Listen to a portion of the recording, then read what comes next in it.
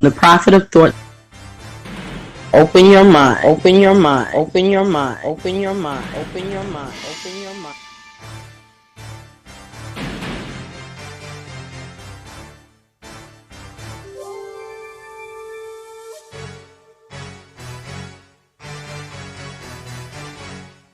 Open your mind. Open your mind. Open your mind. Open your mind. Open your mind. Open your mind.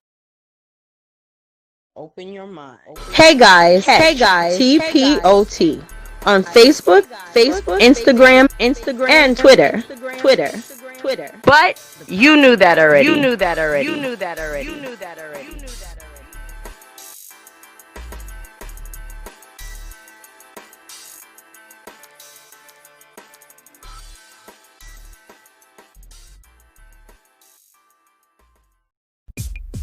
And now, a word from our sponsor. This exciting episode comes courtesy of Obsidian versus the World.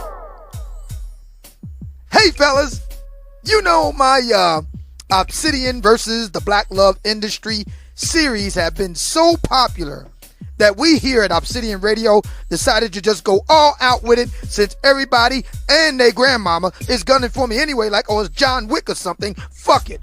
We're gonna do a brand new show over at Brother Xavier's Prophet of Thought channel right here on YouTube.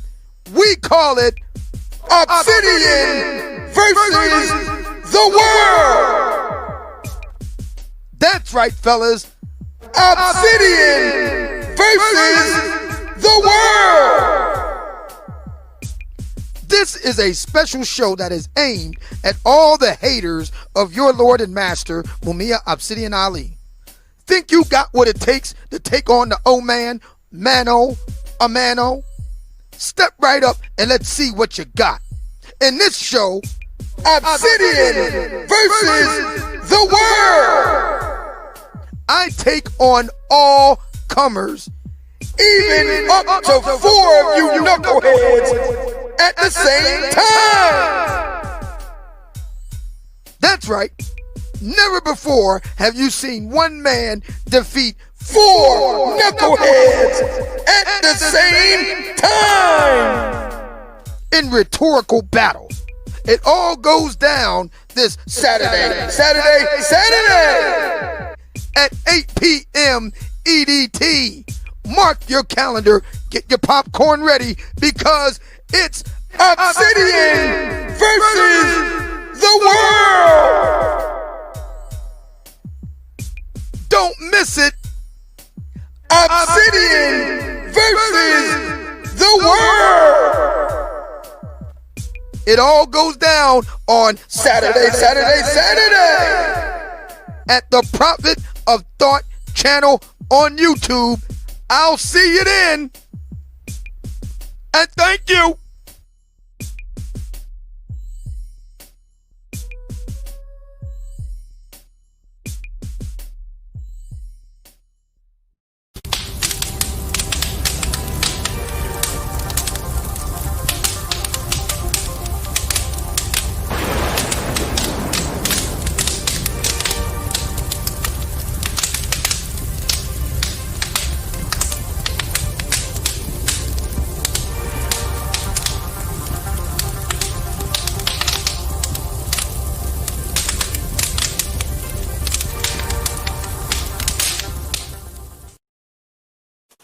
Open your mind. The prophet of thought. It's the new dark exodus live. DXL. You know.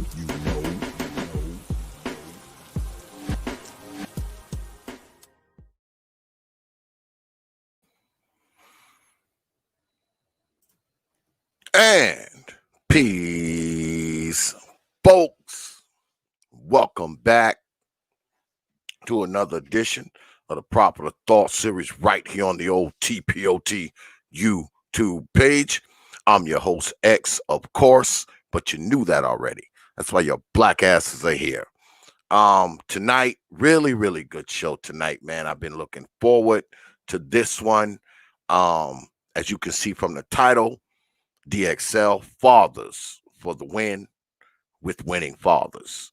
So tonight, we're going to have a few brothers up here, man, and all these brothers up here either have full custody of their children or have had 50-50 custody of their children. I'm the type of person, I don't think fathers get enough credit. We often hear about how fathers are absent, deadbeats, and all this kind of nonsense, but I'm bringing some brothers up here tonight who are the very antithesis of that. So just hold on, man, and we're gonna have something really nice for y'all tonight, man. And we're gonna be talking about these fathers, man, these winning fathers for the win. But y'all know, before we get started, I always like to thank you good folks, for your subscriptions, for your views, for your support, for your likes, your shares, and of course, your hard-earned pennies, nickels, dimes, quarters, and 50-cent pieces.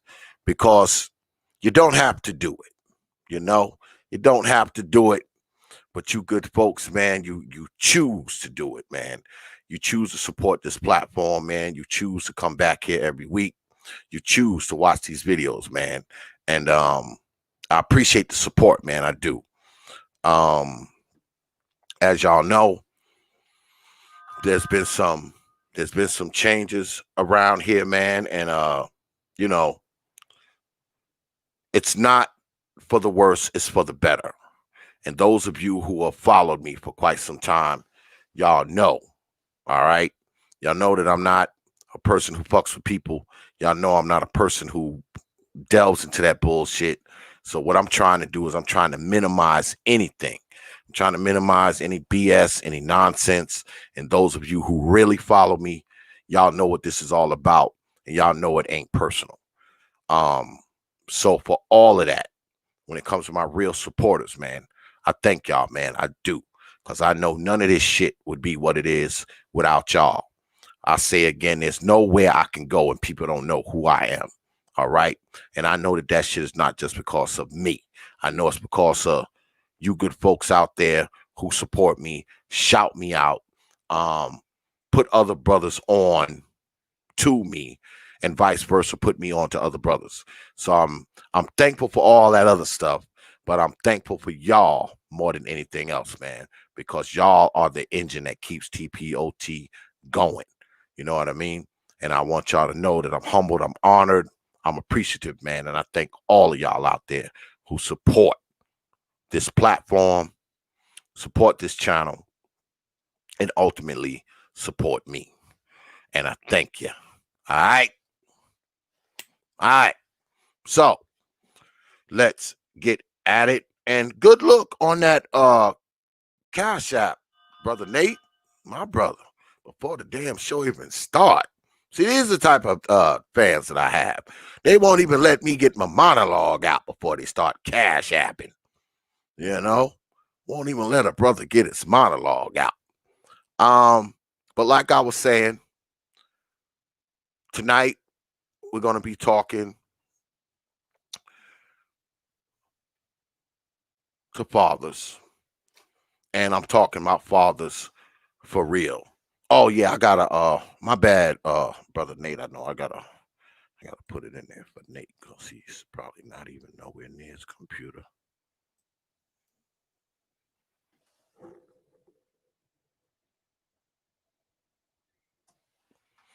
Probably nowhere near his computer. I'm putting this link in the chat. This link is for Brother Nate. Don't try to hop on here. I'm just gonna pluck your ass off and ban you. Yeah, you're getting banned. This is for Brother Nate or Perfect Black. The brothers who I invited to this gathering tonight. Don't fuck around and get yourself banned and blocked. brothers who got invited to this thing know who they are. But anyway, yeah, I wanted to highlight fathers tonight, and I figured, why not highlight the fathers that I'm connected to? But before we do that, I want to highlight a father that I'm not connected to. Now, I got this from a man, Supreme, and I don't know if y'all can see it. I hope y'all can. I don't know if y'all heard about this story. As you can see on the screen up here behind me, it says, this hero father used his body to protect his kids from bullets. Then he was fired from his job. Those of you who are not familiar with the story, the brother's name is Anthony Jefferson, and he was in a car dealership, and a shootout broke out while he was sitting there with his babies. And y'all can't see it, but let me see. I want to put it up on the screen right quick, y'all. Hold on, so y'all can see the whole picture.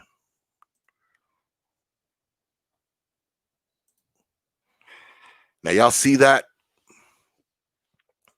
Now the brother, you see that arrow, right? Can y'all see that arrow? That arrow is the brother covering his 3 babies. Him and his 3 babies were sitting there. He went to he actually was going out to shop for a car for his wife. I guess it was a surprise, so he took his 3 babies with him, and him and his 3 babies were sitting, I guess, there in the lounge waiting, and a shootout broke out. You know, Negroes like to start shooting for no reason, but a shootout breaks out, and the shootout broke out, and he jumped, and that's him. That arrow that you see, that's him covering all 3 of his babies. He ended up getting shot in the process, but he put his life on the line, man, for his little kids. Now, he's not dead, but he was shot, and there is a GoFundMe. There's a GoFundMe now going on for him because he had a job. He was a working brother. He got fired from his job because of his injuries. And the only reason why he was injured is because he jumped over his babies when the shots rang out to keep them from getting shot. He literally took some bullets for his baby, or babies, I should say, because he had, I think, 3 little girls with him. And he literally took some bullets for his babies. And these fools, knowing that this happened to him, fired him from his job. All right. So they titled this story right, man. They titled this story right when they talked about it, because he is a hero father. He put his life on the line for those little kids, man, to make sure they was all right in the midst of gunshots, in the midst of a gun battle. All right. And you know, when children have fathers like this, man, children have a tendency to come out all right, man. You know, if that's your dad, you're going to be all right. You know, you're going to be all right if that's your father. So I just want to highlight Brother Anthony Jefferson. If y'all want, y'all can go to his GoFundMe and drop a few coins. You'd be doing a good thing, man, because like I said, they fired the brother. You know, they fired him because of his injuries. So now he's out of a job. I know the GoFundMe is doing good. I think he's up to about $300,000 now. So at the very least, he can continue to take care of his baby, his babies, his family, you know, and his bills. Because like I said, they did can him on some bullshit, if you ask me, you know. So there it is. And I just want to highlight Brother Anthony Jefferson. Shout out to that brother, because like the story says, he is a hero father. But look at me, stupid. Damn. Oh, my bad. The hell am I doing now? What's good, brother Ricardo? I see you up there, man. ain't got on my glasses, y'all. I'm hitting the wrong shit. Hitting the wrong shit. All right. So, oh shit, the brothers is down there. My bad, man. I ain't even see y'all. Let me bring in my folks. Brother Bernard. Brother Nate. So, hey, what's going on, X? I was on mute. I was sitting there talking to you on mute. What's going on? What's good with it, man? What's good with it, man? I'm glad y'all came. Oh, there go my man, Perfect Black. Perfect Black, man. What's good with it, brother? He can't hear me either. He on mute too.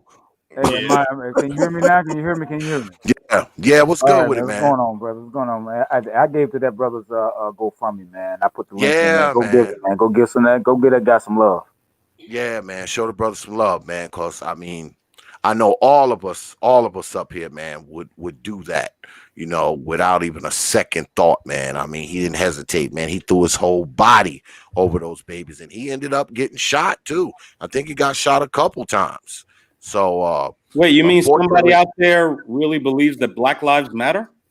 Oh, I'm sorry.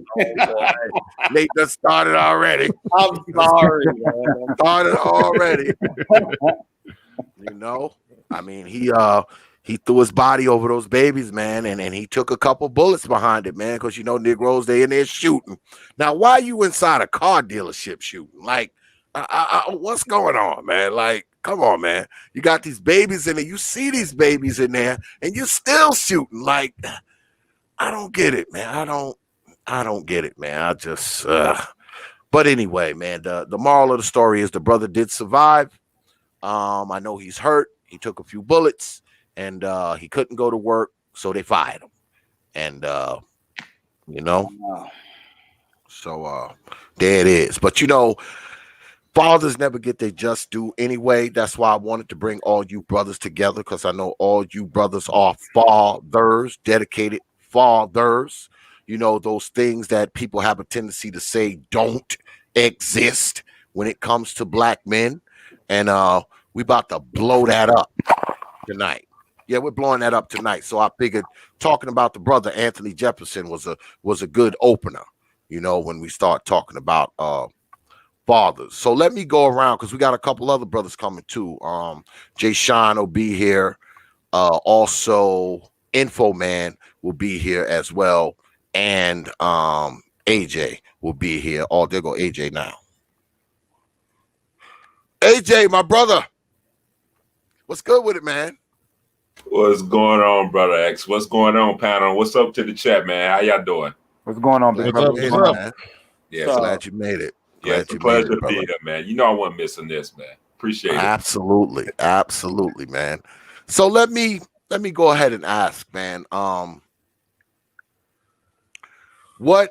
start with everybody. We'll do a round robin, you know, counterclockwise. Oh, here, we'll do this. Let me see if I can. By the magic of StreamYard. So I guess we'll start with you, Brother Bernard. okay. What made you say, okay, I need to get custody of my kids? And you don't have to go into specifics if you don't want to. I mean, what was going on in your head? Well, it wasn't even a matter of I said, okay, I need to get custody of my kids. I was naive enough to actually think that because we were married for I forget how many years, comfortably over a decade. During the separation, I bought a little house that was 3 minutes away from her.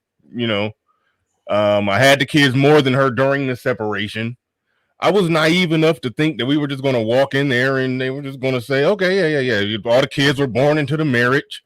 Nobody has a visible dysfunction that we can see. Both are two able-bodied, seemingly mentally healthy adults. So I just figured it would just be automatic. I was that naive. I was that blind to, you know, how messed up the whole child custody, you know, system is down there. So I was that naive, and I got red pilled to all that shit real fast on how they treat men, not just black men, how they treat men in general. So so right there when I first went in there, and then I got kicked in the nuts basically, and then she ended up getting every other weekend. And I had a sneaky suspicion out the gate that all that she was really down there fighting for is just to win the kids on paper. So, she will have, be able to get child support, and then, be able to, have the kids with me while she was, collecting child support. And while she wanted to have them on paper. I knew she was running game. She wanted to have them on paper. So there was brief moments where she kind of, where I felt like, she kind of, manipulated or, did stuff to where, it was brief moments when they weren't with me. But overall, when all was, said and done, I felt I always had them, but she was controlling and manipulating the situation. So I was just like, I got to go and get the custody situation right on paper to reflect what's going on in reality. Because something that I've always said is good dads pay child support twice, because you're going to pay it, but at the same time, you're going to still have your kids far more than whatever that court order schedule say. The court order schedule can say every other weekend. You're going to have them more than that every other weekend. You're going to spend more money on them than whatever the child support is. I know some people try to say, oh, be heartless, be gutless, have ice water in your veins about that shit. But no, I can't look my kids in the eyes and deny them something because they mama, sticking it to me for a check. And so I was paying it twice. I was paying it 3 times over because they was with me more than her. So I mean, it was just a no brainer to go down there and fight, and so yeah, I went down there and fight. I went down there and fought again and lost. And then they tried to spin it and say that I was down there fighting just to avoid child support. So I just had to basically say, okay, all right, cool. That's how we're going to play this thing. I'm going to go ahead and just let things carry on how it is for like 2 years, where I had them more than she had them. But on paper, they were with her. But every time that they were with me, I had to literally keep log of it. I had to get full blown, just had to gather just an orgy of evidence. I downloaded a date camera app with the month, date, time, and year in the corner of the screen. I had to take a picture of them every time that they were with me when they weren't with her. I'm talking overnight, taking pictures of them while they sleep. I collected evidence for 2 years, wrote it in on a calendar, had to, every time they were with me, had a picture that matched up everything I wrote on the calendar. I put all the data in a spreadsheet and showed what percentage of the time they were with me, how many overnights I had versus how many overnights she had. I went in there and just, had to save up money, had to drop some money on the table of a lawyer. So yeah, I went in there with, lawyered up with a orgy of evidence to the point to where it just, they couldn't deny it. And I still walked away thinking that, man, this looked like this is that fucked up that, that I was, it's like we're guilty unto proven innocent. We're guilty of being deadbeats unto proven innocent. Like we got to go in there, like we got to prove our innocence. And that was the situation that I fought for. And it's a extremely hard fight. And I still encourage other men to do it. We need to do that. We need to be fighting for our kids. A lot of the stuff we complain about is the result of, kids being raised by single mothers. And I don't think the mothers can really complain about it, because when men go try to get joint custody, they fight against it. So they can't say that, it's the men's fault that it's single mothers. No, okay, then why is it that when married men want to get custody, the women fight against it? When married men want 50-50 custody, women fight against it. So they can't say that they don't like it the way that it is. So it's not a situation where they could just pin it on, okay, that dads are just not being dads, because even when we want to be dads, we have to fight. Not just, I know people always say fighting the system, but I say the system is an inanimate object. It's like a gun. Somebody got to load it up, cock it, and point it at you and shoot it. That system is not what I was fighting. It was her. It was the mother. And that's what, and so it's a crazy situation like that where, where you think everything is okay. You've been a great father the whole time that you and her were together. Then once the relationship ends, and then all the BS happens, and And so yeah, so it was a no brainer for me. I mean, I got all boys, so it was just no way that I was just going to let my boys be be ruined. So I had to make sure I fought for them. I was fortunate that she was one of the ones who just wanted to get the custody on paper, but she knew she couldn't really deal with them, especially when they were, going from, preteen to teenagers and all of that. She couldn't deal with them. So that was the blessing in disguise for me, that she really couldn't deal with them. She just wanted to make sure that she had control over the situation, to where when she wanted to, snatch them up and I'd say that they couldn't come with me, she wanted to be able to do it. She wanted to have the power of the paper in her favor. But reality is I was the one raising them. So I just had to, make the paper line up with what was going on in reality, so she can stop sticking me for my money. And so that was more or less the situation. It was a no-brainer to go out there and fight for custody. I'm a firm believer. This is the last thing I'll say. I'm a firm believer that dads should automatically 50-50 custody should be automatic, no matter what. After a relationship ends, no. After a child is born, if they're not married, it should be automatically 50-50. After a divorce, it should be automatically 50-50. I'm about to I have a change.org petition.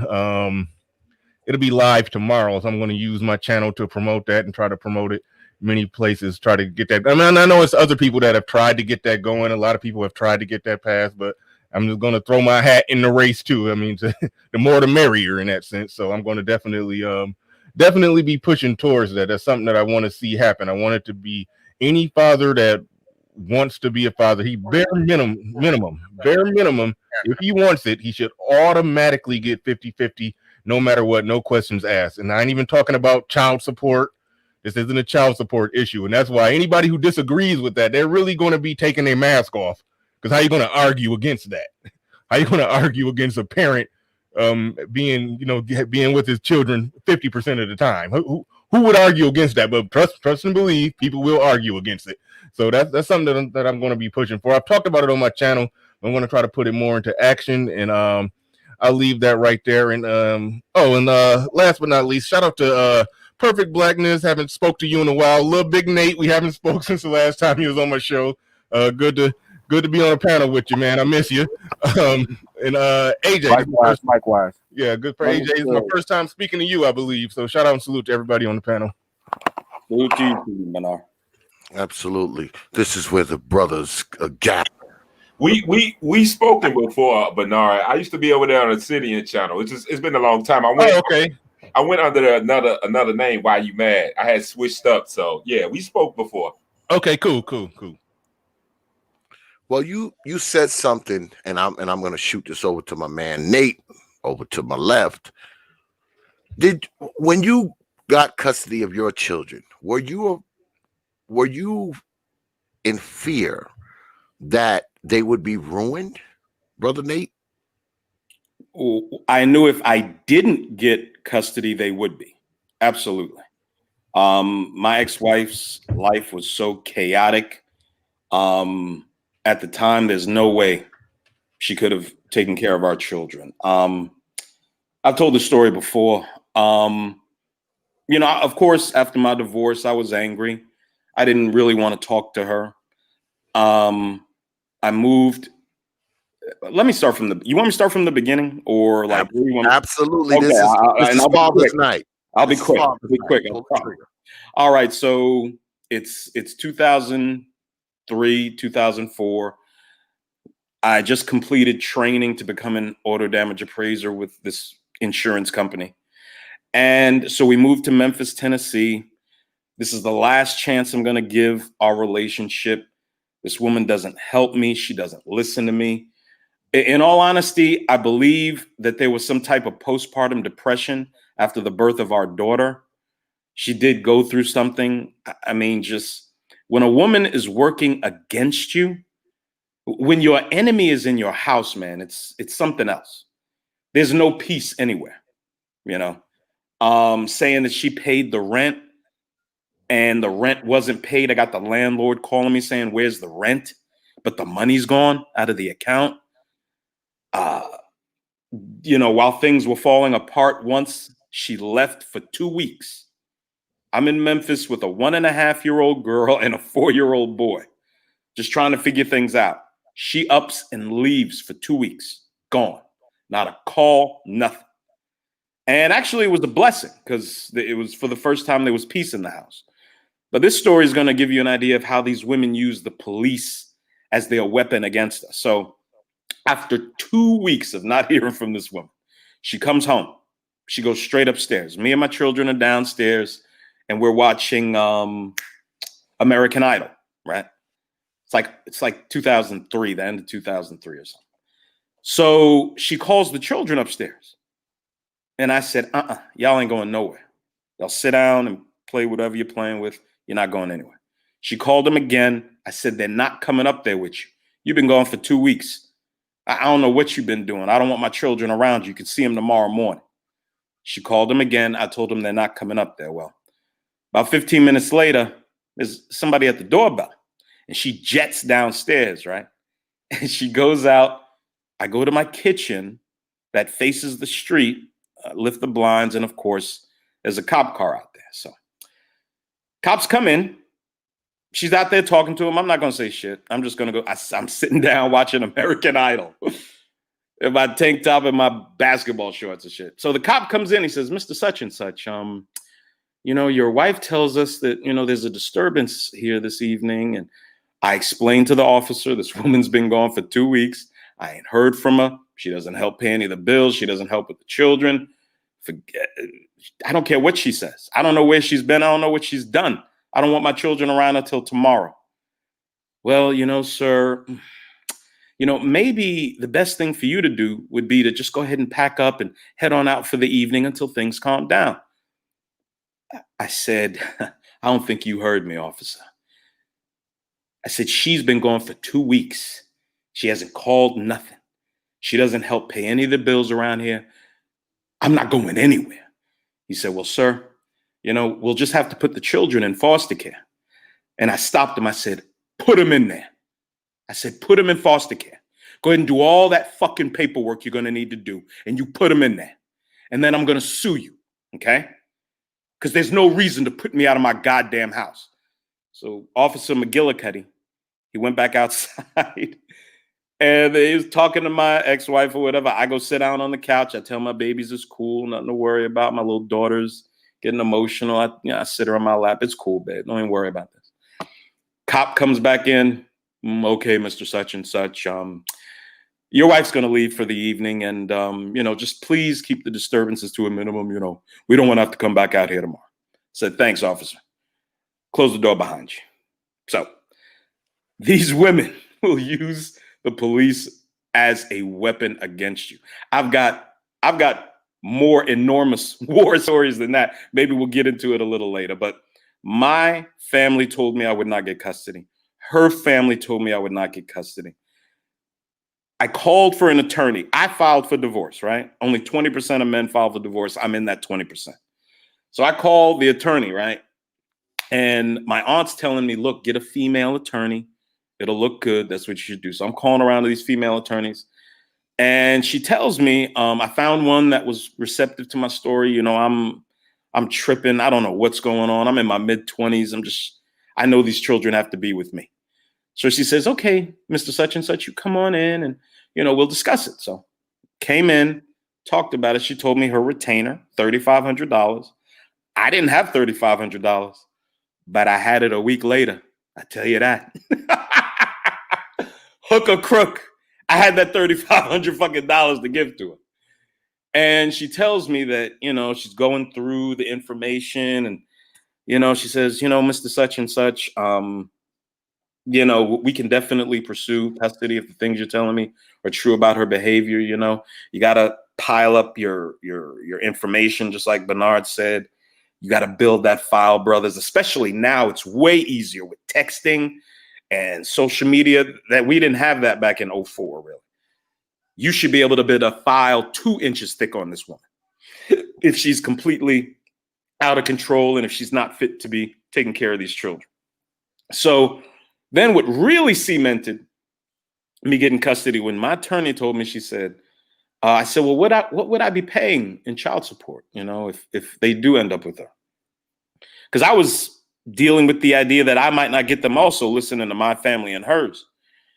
So she said, well, you know, based on your income, I was making like 38, 40 at the time. She's like, you'll probably end up paying in Tennessee between $800 and $1,100 a month. I said, excuse me? I'm going to have to pay a whole paycheck. How am I supposed to live? Like, well, a lot of guys get roommates. I'm a grown fucking man. I'm supposed to get a roommate? Excuse me?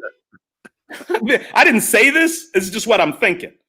So I said, that's it. So you mean to tell me I'm going to be broke for years and I won't have my children and I won't know if they're safe or not? Fuck that. They're coming with me. I don't care what happens. I even got in her face one day. I didn't touch her. I didn't put my hands on her. And I told her, I said, the only way these children are coming with you is if you kill me. That's it. Now, of course, I didn't threaten her because she could use that against me. I told her she's going to have to threaten and end me. And that's the only way you're going to get them. And I said, I don't care what the judge says. They're coming with me. Period. And after a whole bunch of tumultuous shit, the last day when the judge was finally making the decision, she didn't even show up. She was so embarrassed. I had taken the stand a couple of days before, and as you can guess, I kind of burned the place down. And I'm sure you did. She didn't even show up the last day, though. The judge asked her, well, where's your client? She has things she had to tend to. She wasn't going to be able to be here today. And they were given to me, man. I left there. My mother had come into town. We went back to the townhouse in Memphis, and it's been quite a journey ever since. But yeah, man. And going back to not being scared for them to live with her, I told the story once or twice. So I didn't want to talk to my ex-wife really, right? By now I had moved to South Carolina, starting over again. She's in Augusta, I think, or Atlanta, one of them. And anytime she would call, I would see the number was hers, and I'd hand the phone to my son. He would talk, hand the phone to my daughter. She would talk, hand the phone back to me. I hang it up. But there were 4 times during that 5, 6, 7 year period I really didn't talk to her, that my son came to me with the phone and said, Daddy, Mommy wants to speak to you. And each one of those times, she was calling me from the hospital. Whatever nigga she was with had put her there. Now, don't get mad at these dudes, because I can promise you, she did something to initiate it, like many women do. Okay? But I couldn't imagine my children being in the middle of that. It's unacceptable. The thought of some man looking at my daughter as she grows up, not cultivating my son properly the way I would, absolutely not. So there was no choice. They're coming with me, or I'm either in the ground or they're coming with me. You make the decision. That's it, man. Well, let me jump down to my man, Perfect Black. Let me ask you, brother Perfect Black, were you told that too? You know, because we often hear as men, because I went through it too. We often hear that, oh, you're not going to be able to get custody. It's going to be too hard. Why would you want to take the kid away from its mother? Did you hear that kind of crap when you was on your journey? Well, in a lot of ways, to answer your question, yes. But in a lot of ways, I'm still actively on this journey here. And I would say that mine is a bit more, shall I say, tragic, but it's still being fought. I'm about 4 attorneys into this. Well, I don't have one now. I don't have one now because the last one, she was just got awful bad and just didn't do things what she should have done that cost me a lot of money. And one of the first things that she asked me was why did I, would I do I want to take the kid, my daughter, from her mother? Unlike Bernard, unlike the other two gentlemen, I don't have full custody of my daughter. I've been divorced since my daughter. My daughter is getting ready to turn 9 on the 25th of this month, and we've been divorced since she was 1. And during the whole time, man, I spent in excess currently now of $30,000+ in attorney's fees, lawyers' fees, and whatnot. Just holding on to the joint custody that I have, and actually trying to get more rather, because right now in Chicago, I don't know real what other gentlemen are from. Here in Chicago, they don't do what they call joint custody anymore. At the time that we got divorced, joint custody was ordered, and basically meant that I got her 50-50. But after they did the percentages, that's when the real fight started, man. When I say it started, that's when the real fight, and that's when the lawyers started really getting involved. That and the bullshit allegations. Mr. Palmer, he terms them baby mama terrorists. And I can tell you right now, my daughter's mother, my daughter's here right now as we speak. She's in another room doing her homework, and she is definitely a terrorist when it comes to being a baby mama. She completely uses the system to do every manner of law, every means that she has at her disposal to keep me out of my daughter's life. Now I have my daughter about 35-40% of the time, and I've been pulling for 50-50, and it's not easy, man. It's very expensive. Even though they have a 50-50 law here in Illinois, you just don't get it just automatically. If the mother, all she got to do is just say no, and all kinds of automatic protocols take place, causing the father to have to spend all gobs of money in court and everything else. Okay, so with me, after we divorced, everything was cordial. I negotiated I wrote the parenting agreement, which basically said I got her every weekend. So every weekend I was getting my daughter up until she found out that I was dating. And that's when that's when the monster emerged. That's when the allegations start coming, the false allegations start coming, all kinds of stuff. She's accused 4 times now. 4 times. The most recent being about a month and a half ago. And every time that she does it, every time that they make an allegation, they suspend your visitation with your kid. You get investigated by DCFS and the police, depending on what the allegation is and all of that type of stuff. So, and even then, I still maintain my time with my kid, and I'm still trying to get more. But every time she makes these allegations, it gets harder and harder and harder.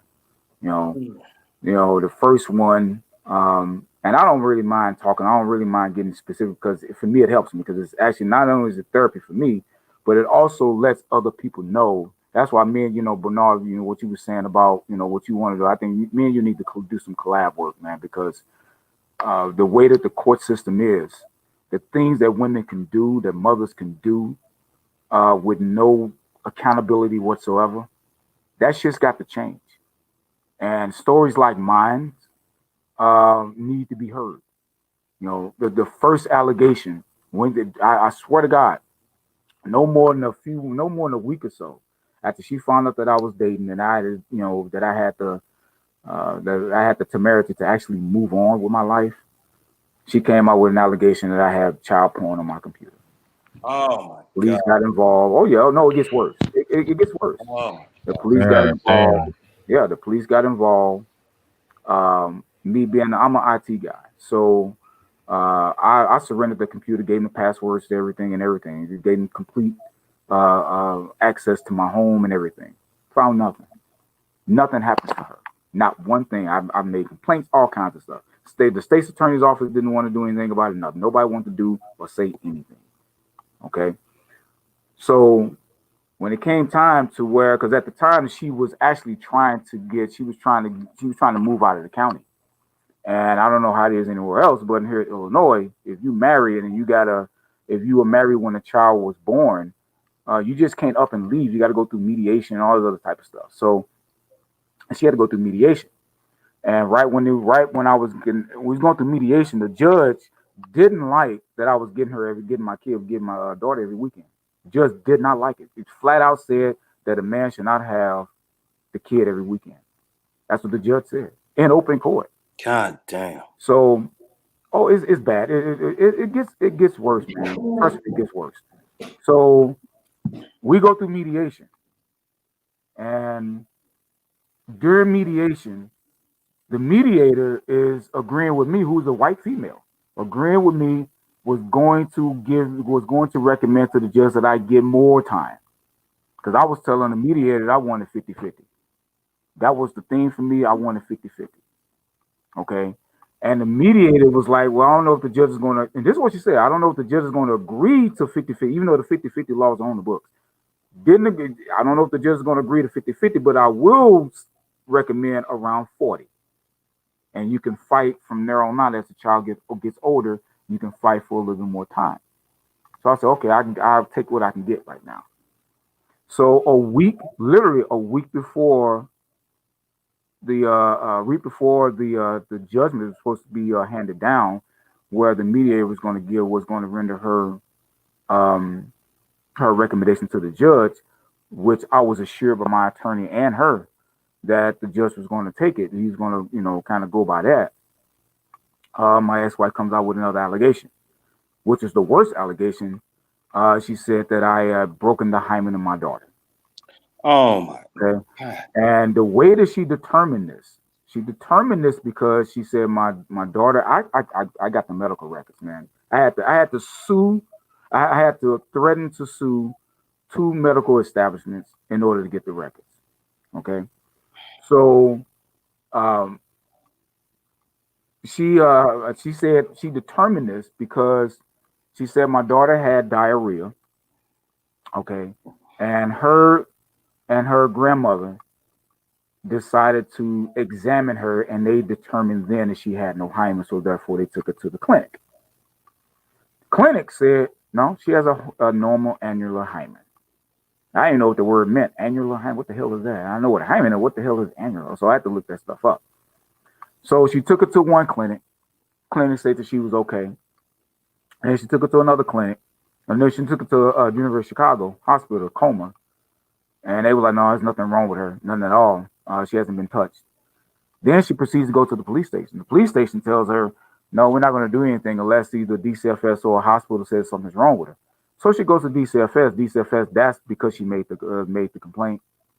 DCFS then got involved, and then that triggered a whole year of supervised visitation. Nothing proved. Visitation paused. Nothing. Okay? Nothing proved. Finally, after the supervised visitation was over with, everything after 4 physical examinations on my daughter, 4, 2 by DCFS at 2 different times, 1 by University of Chicago, another by this clinic called Coma Clinic over on 47th and Berkeley here in Chicago. 4 times they examined my daughter behind some bullshit. Nothing happens to nothing happens to her. Nothing happens to the mother. Not one thing. Now, during this whole time in court, I am livid. They've had to escort me out of court. I've been threatened with fines. I've been threatened, even with this last allegation, I was threatened with having an ankle monitor put on me. And this is during a Zoom court hearing. Okay. Now, the third one, I wanted to get my time back. Not only did I want to get my time back, I wanted to get a little bit more time. Nothing happens to her. Absolutely not one goddamn thing happens to her. Not a warning, nothing. So the third one comes out. The most ridiculous one comes out. She says that I punched my daughter in the chest in front of folks in broad daylight. Said that the police were called and all of that. There's no record of the police ever being called on me, ever, none. And one of the sad things is that my attorney at that time didn't even bring much of this up in court. I had to fire my attorney in open court because he didn't want to bring any of this up in court, because he made the determination that would make the mother look bad. Now the fourth one. Now since then, right around after the second one, I've spent thousands of dollars on a camera system here in my home. And I have since upgraded it from a wireless system to a dedicated wired system. So I got my home wired. So whenever she does make another, and I think she knows, I think one of my old attorneys told her, or at least told her attorney, because after I told my attorney at that time, the allegations they start to get a little ridiculous. Nothing specific that happened in the home. Now is some other stuff, like this latest one where it said that my daughter drew something inappropriate. So she took that to DFS, and that paused my my visitation, but they didn't pause it for long because of the COVID stuff and all of that type of stuff. So, and I have another court hearing on that on the 20 in 2 weeks. And just a few weeks ago, we had the court hearing on that, and the judge literally told me what he told me is that he literally told me he didn't want to hear anything about the past or what was done or what was said and all that type of stuff, even though the reason why we were in court was based upon what my ex-wife has said. So basically, I couldn't use anything that was alleged against me that was proven to be false, but the judge didn't want to hear it because he didn't want to hear anything about in the past. And if we didn't pay the guardian ad litem, he was going to put me up under a ankle monitor. That's what the judge told me. This is how bad it is for fathers. It is terrible for fathers. I can only wish that I can have my daughter full time because I'm sure fighting. But I'm married now. And my wife is pregnant. So it's going to come to a point, it's kind of like war of attrition. It's going to come to a point where I'm not going to be able to spend all that money on court fees and attorney fees. Because my wife and my soon to be my coming child, they're not going to deserve me having to take rent money to pay lawyers, to pay court fees and all that other type of stuff. Fathers have it hard, in particular Black fathers, have it hard out there. And then one of the things that I hate is to hear, in particular coming from women, that, all you got to do is, if you just want to go get 50-50, you just go get, that's bullshit. You're not going to just walk and go to a judge's, a chamber and knock on his damn door and say, Judge, I got a really good job and, I work really good. I'm in a career, not a job, in a career. I would like 50-50. It doesn't work that way. Because here in Illinois, all the mother has to do is just say no, and that's it. And now you got to really fight. And all manner of automatic legalities kick in her favor that she doesn't even have to pay for. And she's on public assistance. She doesn't have a home of her own. She's living with her aunt and her grandparents. Her grandparents are known hoarders, but yet they see fit for the child, for her to be the custodial parent. Wow. And it's something else. And we've been joined by my brother, Jay Shine. I'm going to go to brother AJ, then I'm going to jump to my brother, Jay Shine. I know that in New York, when I was going through this crap, many, many moons ago, because I'm an old nigga, as they say. When you get an allegation like that leveled against you, they don't just, focus on the child that the allegation is being, getting made up about. They start investigating all the children in the house. Sure do. Yeah. Sure do. Not only that, you got a new baby coming. So she's making these allegations. Not only will they start a, quote unquote case on your older daughter who's 9, but they'll be starting a case on the infant as well. Right? On Is that how that works there? Everyone that live in the house. A lot of the, some of those allegations took place at a time that I wasn't married, or even that I didn't even know my current wife now. And at the time, I had a girlfriend, and she had a daughter. And the police and DCFS was out in my home, and interviewing both of them, and I couldn't be in the home at the time. So, and even then, I was clear. So, and I coach I coach and I mentor. So I had to, because I almost didn't coach that year. The one with the worst allegation, I almost didn't coach that year because I had to tell the program and the program director, hey man, this is what's going on. And they were all behind me and everything. So I think that was a good thing that the people that who really know me, were still behind me. And but yeah, I had to tell them that, man, because I'm dealing with other people's kids, and that's a liability. So, the rank selfishness in which she did this. But the fact that what really gets me more is the fact that that mothers can do this with the feeling that there's nothing's going to happen to them, no matter how ridiculous the allegation. At least here in Illinois, I don't know how it's anywhere else, but here in Illinois, they can do this in perpetuity. They just make allegations anytime, they just keep going. And unless you got some video proof and all those other stuff, and even then, if you have it, that does, because of the policy, if an allegation is made, the visitation stops. Period. Period. Wow. It doesn't matter. DCFS is gonna do their thing. If it raised to the level to where the police need to be involved, they're gonna do their thing. Everybody make their determination. Then the judge make his determination, and then everything can resume if everything is kosher. And oh yeah, nothing happens to the woman. Nothing. Absolutely not. Well, let me go to my man AJ. Did you run into this kind of resistance, when you were, fighting for, because I know you got 50-50 of your sons, right? Yes. Did you run into this type of resistance? Are you still running into it now? I mean, first off, let me say this. I wasn't married. I never got married. So I wanted to make sure I put that out there first. Because I see brothers, they've been through divorces and they've been going through certain type of situations. Me, yeah, it was a baby mama, which I have 2 kids. I had 2 kids by her.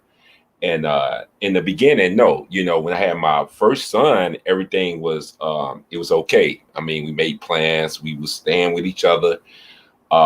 Everything was working out. She was in school. I was kind of, I talk about this, Brother X. I don't try to hide anything about my situation. I was like in the streets, but I was also working. I was making that transition. So, we was making plans towards getting married and becoming a family. So we had my second son, because I have 2 boys. And I think that's where everything had fell apart once my second son, once he came, because, it's things that, are like, okay, we need to get this certain thing situated. And she had other people in her, basically in her ear. But let me really break it down, because I come from a 2-parent home. I had a mother, I had a father, they was married. She came from a single parent with her mother. And her mother, her family mostly was Section 8 type of situation. And I think they started getting in her head, basically telling her that she could do better without me. So all of a sudden, we just start having all these fights and all this crazy shit start happening. It's just like, we was good at first, but all of a sudden, it's just the little minor things she was getting upset about. This was with my second child. So basically, we kind of separated. She went back to her mother. I basically stayed at my apartment. I I started moving up. I was, went back to school, started getting myself together. I left the streets alone. And it just seemed like all of a sudden, all hell just broke loose. Like, it was just like from out of anywhere. I used to always give my kids, I don't know if y'all see my pictures, I used to just give my kids anytime I want. Like, it wasn't no problem. But just all hell just broke loose. Like, all of a sudden, we just kept having problems. She was trying to be in control, like the guy was just saying prior to me talking. And by the way, I'm in Chicago too. Perfect. I'm in Chicago. I've been through the court system, which it's been hell. But I'm gonna try to, I don't want to talk too long. Someone, the other brother, Jay Shine, to come chime in on his situation. But yeah, shit. Oh my God. It just all of she put me on child support only for my youngest, not my oldest, my youngest. And I didn't have a clue at all. I'm thinking everything was well, like BernardRiley said, like with his situation, it's kind of like you paying child support twice because I'm getting my kids. I'm getting them, like, and I wasn't even trying to go through the courts. I wasn't even thinking about the courts because I was getting them. Anytime they need anything, I took care of it, at a drop of a dime. So, and I'm the youngest out of two brothers. So my family, anything my kids need, if I couldn't do it, my family would do it. So we was basically taking care of everything all the time. This broad, her fucking mother is in, excuse my language, but I got to go in. Her fucking mother is in her ear, basically telling her, well, you don't need him. You get Section 8, you get all these programs. You don't need him because she went through the same shit. And it was just like, I just couldn't believe that shit. And she basically threw me under the bus for all of that. So now I find myself basically now, just for my youngest son, thank God, but it was a hell of a fight. Seriously. To even get up to the half 50-50. And I just like, I couldn't, but at the same time, that's why I preach what I preach on my channel. You better make sure you vet that chick. If she come from a single parent home, especially a mother that was a Section 8 mother, you better vet that, because I was just like, wow, I was willing to step up, be the breadwinner, take care of the family, be, like I was taught from my father, and bam, just because of her mother, she threw me under the bus. And like he said, Chicago, Lord have mercy, the laws trying to get 50-50, Lord have mercy. I haven't spent as much money as he has, but it's been hell. And it's still a fight. But it's just I'm fighting for one. Because with my oldest, it's kind of weird. I don't understand why she didn't do for both, but at the same time, I think she just felt like if she could do it with one, she's just going to pull it, and she did. And I mean, it's just been hell. But I never gave up. I kept fighting. I'm gonna keep fighting. And to me, what I'm going for now, because they're teenagers, and I get them way more than this 50-50 bullshit. I'm trying to get full custody. But the court system here and the family court here, nah, they're not for men. Even though if you look at the stats with the single mothers and the situation, how their kids that goes through their household, they still willing to fucking give the fucking custody to the mothers. Now I want to go to my brother Jay Shine, but before I do, I want to read this super chat, and I appreciate the $20 super chat, brother Black Caesar. He says, "Peace, brothers, X, Bernard, Jay Shine, panel, and chat. I have a question. Why did many of the brothers who are uttering these horrific stories choose to have children by unfit mothers and wives before vetting them first?" Now, before anybody answers, because I know everybody got an answer to this. I would love to address that, but I want to go to my man Jay Shine first, and then whoever want to address brother Black Caesar can. What's good with it, brother Jay Shine? What's good, brothers? Can you hear me good? Yeah. Yeah. Let me ask you, because you have full custody of your baby, and you've had full custody of her since she was like 1 or 2, right? Yeah, I had my daughter's been with me since she's been 1 year, 4 months old. Okay. And I got a few years later, I got custody. Technically, I have joint custody, but I have primary to the father. That's how it works in Virginia. And I kind of manipulated that system. I'm a different animal.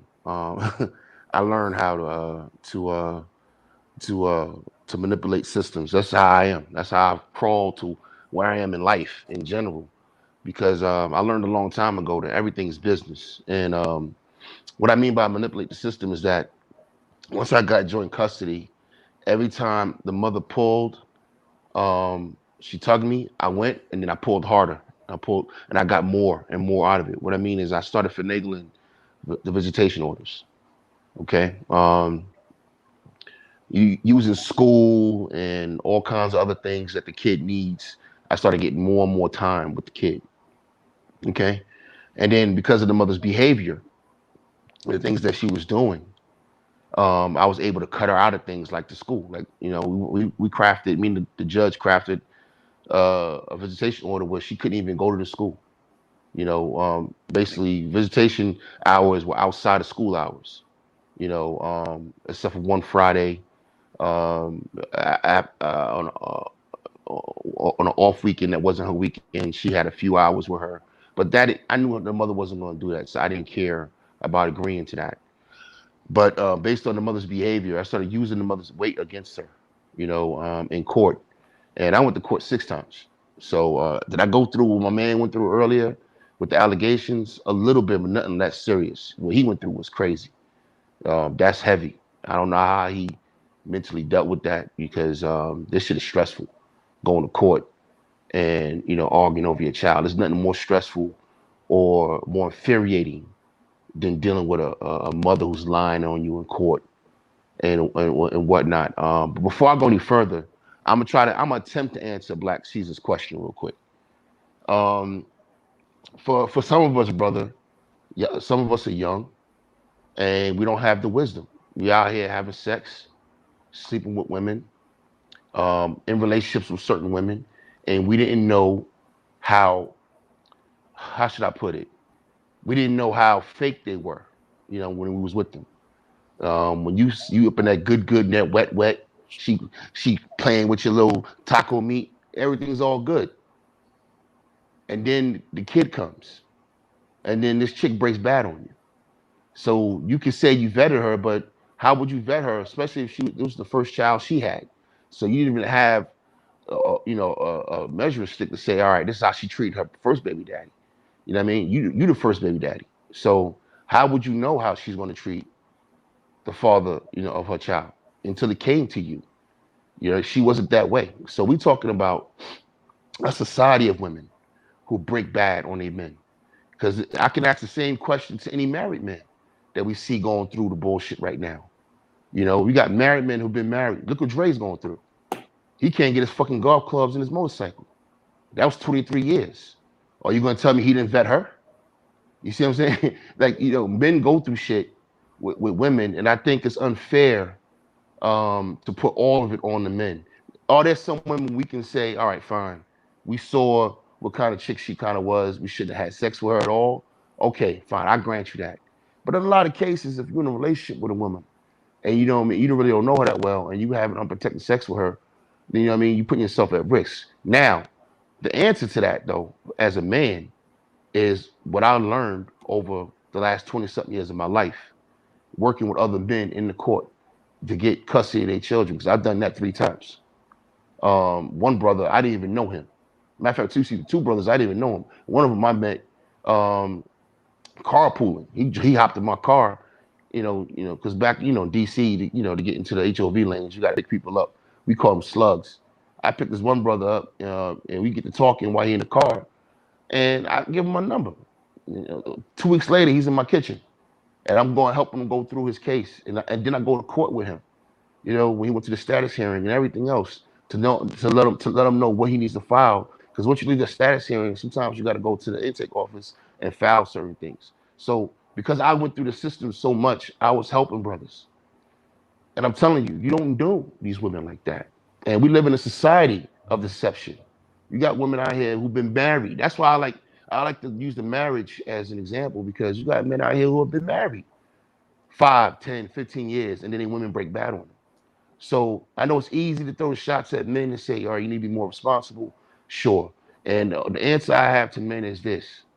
This shit is business, family. Soon as you stick your dick in a woman, you doing business. And we gotta get that through our heads. We gotta get that through our heads. Women draw power through us two ways. They draw power through men, through marriage and through babies. Facts. Okay? That's the only two ways they really get power through us. The third one is like, some false allegation shit, but that's kind of easy to sidestep. But you talk about regular life. Most men are brought up to be, one day I'm gonna get married, start a family. There's nothing wrong with that. It's a noble thing to want to be a father and a husband one day. They've corrupted that. They've corrupted that. This society that we live in has corrupted the family, just like they've corrupted housing. They turn houses into these instruments they trade on Wall Street. So now you can't even go buy a house and just have a house to live in with your family no more.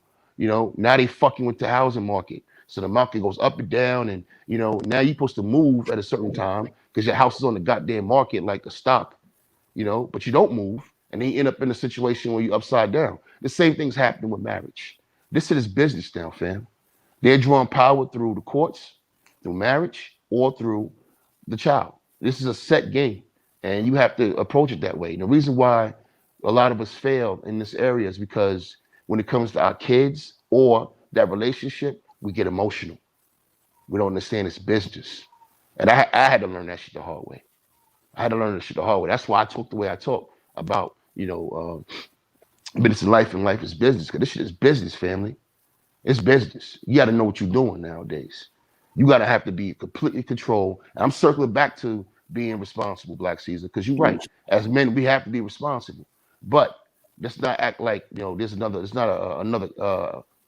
character or actor in this situation. We have a lot of devious women who use the system, all right, across the board. And this goes across races. And that's why a lot of brothers are getting chipped up too. They keep thinking like it's just Black women. No, this is a system. And like I told everybody before, the secret to the world is people do what the fuck they can get away with. These women can get away with the bullshit they do. They can get away with false allegations, going back to the courtroom and doing bullshit. The judge told me the same thing they told my man earlier. She told me, this is in 2017. There was something that happened in 2008. In 2012, the judge told me I couldn't bring that shit up. And it was in the courtroom with her. And I'm like, how the fuck is that not relevant? How is her behavior and something she did earlier, a few years ago, not relevant? But the judge wasn't trying to hear that. I just want to hear about now. This is what the judge is telling me. I had a female judge, a white feminist judge, a white feminist guardian ad litem, the mother, and a white pro bono lawyer. Even though I had custody for 2006, for 11 years at this time, I've had custody. There's no support for men in the court system. The women have the support system. All right. Nice. So even though she don't have custody of the fucking kid, she can go to court and get a pro bono lawyer on her side. I'm showing up with all the battle scars of picking the kid up every day, getting the kids to appointment, dealing with the growing pains of raising a kid that's struggling with class, a kid that's having emotional issues. I got to deal with all that day in, day out shit, and I get to the court. I don't get the same respect. I thought it was the mothers got respect because they have to deal with so much. The mothers got to do so much. I'm doing air quotes right now for those who can't see me. And it's bullshit. It's got nothing to do with none of that. This is a fixed game. So when you step into that courtroom, you got to have the mindset of business. And I'm telling you right now, and I've told everybody before, once that woman brings the court between you and your kid, fuck her. There's no more love. It's all business at that point. We never good. Now, I will be cordial with the mother because we still got to raise a kid. All right? But that's also business. It's no different than going to work and working with motherfuckers you don't like every day. All right? That's how I handle it. As soon as she closes the door, I'm going back to my life. As soon as I separate from that woman or I'm done talking to her, I'll go back to my life. This is about winning, family. And one thing I'm never going to do is lose, especially to some chick that's I think is not even on my level. I'm not losing to her. So I got to find out how the system works, Figure it out. Do the work. It's not fucking easy. This shit is not easy. But if you love your kid and you love your seed, you'll do it. There's a lot of men that go around here talking about their seed and they do whatever they got to do for their child and all that kind of shit. Well, then stand in that courtroom. And that's one thing about us. You got to stop being scared of that courtroom. If you want to fight the so-called democracy, step in the goddamn courtroom and handle business. All right. This is where we got to start winning as men. We got to step in that courtroom and we got to start helping each other. Any brother, I don't have to know you, but any brother who's trying to be a father to his kid, there's nothing else that will make me more upset than a man that's denied his fatherhood. Somebody who wants to be a father, who wants to be there, who wants to be, involved in his kid's life. And he got a system and a bitch trying to stop that from happening. You understand me? Because that's what you are to me when you do that to a man. Because you're doing it to your child at the end of the day. Again, let's take the emotion out of it, right? At the end of the day, you see where I'm going with this? It's about the child. Take it off of you. Make sure you keep everything about the child. If you have that mentality, you're already on the right road when you go in that courtroom. Handle business. Your child is your focal point. And that's why I was able to win over and over again. I never made it about me. I made it about the child. You know what I mean? And anybody who would stop a man from being a father to his child is a bitch. All right? That's just how I feel about it. I don't care who it is. There's no excuse for it. There's no rationale you can give me. There's no explanation you can give me. If a man's trying to be with his kid and try to be there for his kid, and you trying to stop that shit from happening, or you trying to make it hard for him to do so, you the fucking enemy. You're not the enemy to that man. I'm gonna go a little deeper. You're an enemy to society. Our children need fathers. Every child needs their fathers. In fact, I'm gonna go there. Children need fathers more than they need mothers past a certain age. Past the nurturing age, when that kid's off the tick, it's father time. Say that shit again. Say that shit again, goddamn. When that kid come off the tick and it's time for that kid to go to school and do the things they need to do, it's father time. That's right. All right? That's just the way it is. It's not a competition. It's not a competition. This is what it is. It's just what it is. Especially the father becomes the most important, fixed point in a child's life. It's been proven over and over again. It's been proven over again when you have men who've had custody of their kids by themselves, or men who've been in the house with a wife. That man becomes the leader, the focal point, the judge and jury, whether it's a son, that needs the male leadership, or a girl who needs a male's approval. It all comes back to him. You know why? Because he's the son. Everything revolves around the man when a man is involved. He's the son, and he's supposed to be, because remember, he's supposed to be the protector and provider, right? Well, what protects us and provides for us in the universe? The sun. So everything fucking revolves around me. And that's how it's supposed to be. And that's how it's got to be. Now, there's some responsibilities that come with that, though, brothers. All right? And you got to meet those responsibilities, and I'm in on that. Yeah, if I could just I know Perfect Black wanted to jump on it first. I don't know if AJ or Brother Bernard wants to address Black Caesar. Does everybody want to address Black Caesar, or is it just okay? I mean, so I let Perfect Blackness, and then at the Bernard, okay. All right, Perfect Black, you got it. Go ahead, man. Okay, and I promise that I'm not going to address this. We're going to go to other things. But this right here, this is one of the things what Mr. Black Caesar says. This is what I'm talking about, of how this society seeks to find every justification to not hold Black women accountable. Let me tell you, now, I know what I'm going to say is probably a little anecdotal, but it also it's indicative of a lot of Black men that's out there. Dude, I didn't have my first child until I was in my mid-30s. Okay, and I only have one walking child on this earth right now. I'm 45 years old. We dated for at least 2 years before my daughter was born. So that shit right there, that what Mr. Black Caesar said. I'm sorry, I don't mean to cuss, but that crap right there, that is some BS. Okay. Because it has nothing to do with vetting. What you do, you think men vote? I dated her for 2 years and I didn't vet her. I didn't see a family. I didn't date her. You know what I mean? And then after that, and we had our kid, and then we married. And all. Look, and when my child was born, we were married.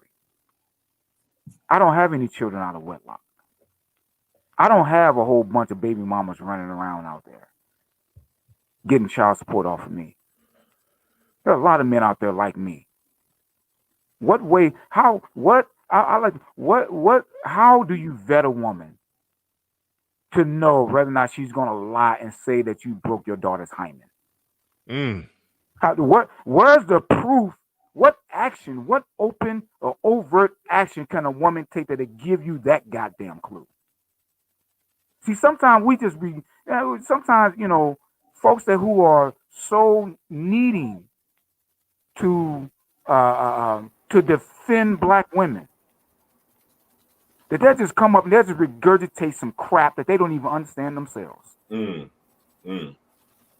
they can't even defend, much less defend. And so when he asked, they go, well, why didn't you just vet him? How do you know that we didn't? That whole statement that he made, it is pregnant with all manner of assumptions about people he don't even know. People who are just telling those stories, they're speaking the facts that they know, that they have experienced. But the easy way to dismiss that is that, well, you just didn't vet them. How do you know? I'm a professional man. I spent 10 years in the United States Army. I've been in IT for 13 years. I've been coaching and mentoring for about 14 years, 15 years. Ain't nothing about my life has ever been haphazard. So to even say that is the mark and smack of ignorance. And I would love for this brother to come up and defend that. Because I don't think no brother on this panel has picked a woman without and had a baby by him without doing some type of vetting. There is nothing on this planet that can tell a man, I defy you, Mr. Black Caesar, to come up and tell us and educate us. What are the hallmark signs of a woman who's going to make false allegations? What are the hallmark signs of a woman that's going to be a baby mama terrorist? What are the hallmark signs of that? How do you know that my ex-wife didn't have both parents in the home? How do you know that? Yeah, and I said it. That's what I brought that up too. Great point. And the brother should be able to ask a question without it getting too wound up. The only thing I would say in response to that, you also need to be mindful that many of us were very young when we got with our ex-wives or the mother of our children. Many of us were raised by single moms. How many single mothers teach their sons to vet women? Are you serious? Facts. Come on, y'all. Facts. And now let me chime in. Oh, who was that? My bad. Well, I was about to jump in real quick because I don't know nobody personally on this panel. Just listening to the brothers speak on this panel, I'm not hearing a bunch of brothers who went and knocked up some chick with turquoise weave, stab wounds, and cigarette burns on her body. I mean, like that. I don't suspect those are the type of brothers that you're listening to on this panel. So, but I feel like that's always where it's going. Like, I just knocked up some old ratchet bitches. Like, no, I got married at 19. I've told the story on my channel. Lost my virginity at 17. Bought a house and got married at 19. If I wouldn't put her on the phone right now, you'd think you was talking to Irene Yvette. There's no archetype of a woman that you could know that is not, after that relationship and or marriage end, that she's not going to be vicious and go for blood when it comes to a custody battle. It's no archetype when it comes to that. Now, if dudes is telling you that, absolutely, utterly dysfunctional chick, like, okay, all right, I understand. You can hold a guy accountable for that. And 38-year-old me versus 19-year-old me, 38-year-old me would have saw some things that 19-year-old me didn't see. Right. But the fact of the matter is that I was operating more or less like a man operated decades ago, where you meet a woman, you have sex with that woman, fall in love with that woman, you marry that woman. And I was operating under the delusion that if a man stepped up to the plate and did what was right, that things would more or less take care of itself. If you do your part, more or less, would like, conquer all. Love conquers all. Remember? Yeah, more or less like the bullshit argument that women will try to sell. That hey, if a man, this goes back to the debate that I had with Silly and Miss Sophia from the Breakdown a Woman's Perspective. This goes back to that debate I had with them. If a man leads properly, a woman will submit naturally. Well, right. could I lead any more properly than marrying my first, buying a house, getting married, and doing so a brother can do everything right. Everything right. She came from a solid family.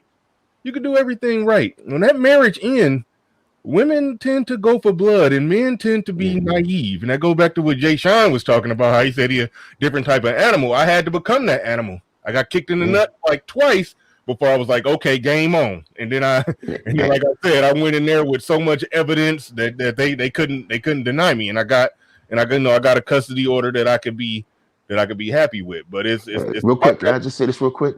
Yeah, go ahead. This is, I think brothers keep missing this.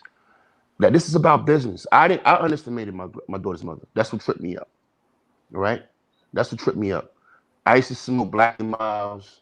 Back in the day, I had the drop top. She would get in, like my Black and Mild for me. She was completely in the pocket. All right? But what I didn't understand that was going on around me, and this is the problem with the sex and being in a relationship with one individual. It doesn't feel like you're dealing with the larger society, but you are.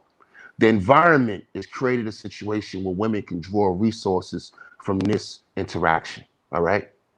I didn't understand that completely the way I do now. Or where I found, well, I understood it by the time I was 29, because 29, 30, I fully understood it because I already been through the system now at that point. But let's take our minds out of it not our minds, take our hearts out of it for a second. You got a young woman who sees a man who's making money, and that's a come up. Why is it a come up? Because he can either take care of her, or this is her option. These are options that they have. Or if it doesn't go the way I want, I'll just put them on child support. You see what I'm saying? That's what society is telling women. This is a society that they're being socialized in. We're not being socialized like that as men. All right? We don't understand that until it's too late in a lot of cases. The women are being socialized to be irresponsible with their bodies. Here's an abortion. If you get pregnant, you can use that as birth control. Here's one after pill. And even if, like the Maury show, right? You use Maury as an example. She can come on there with the 8th possible baby daddy. They still boo the man when he walks out. You see what I'm saying? This is a society that they've been brought up in, that it's always the man's fault, or there's never your fault, or you're okay, or you just did it because you was emotional, or you did it because you was lonely. I understand. It's always this, and it's a constant thing. And it's reinforced in the movies. It's reinforced in TV shows. It's reinforced in the music. I'm not making excuses for women. I want men to understand how deep this shit is. Because this is the environment you're in. Okay? If you want to talk about protecting men and making sure the next generation understand what's going on, make sure they understand the environment they're in. We got WAP videos out here now. So imagine what the young men are involved in right now. And they still have these archaic, laws that were for back at a time when women didn't have no money and women weren't making no money, right? That's when they came up with these laws. Now, that's not the case. You know what I mean? So we still have these old school laws. What is a new bitch running around here?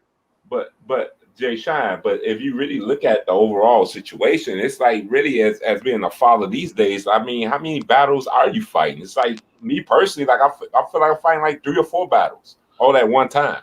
I got to fight the culture. I got to fight the mother. I got to fight the fucking system. I got to fight the society. Like how the fuck can I win? Well, I'll tell you what the white boys are doing.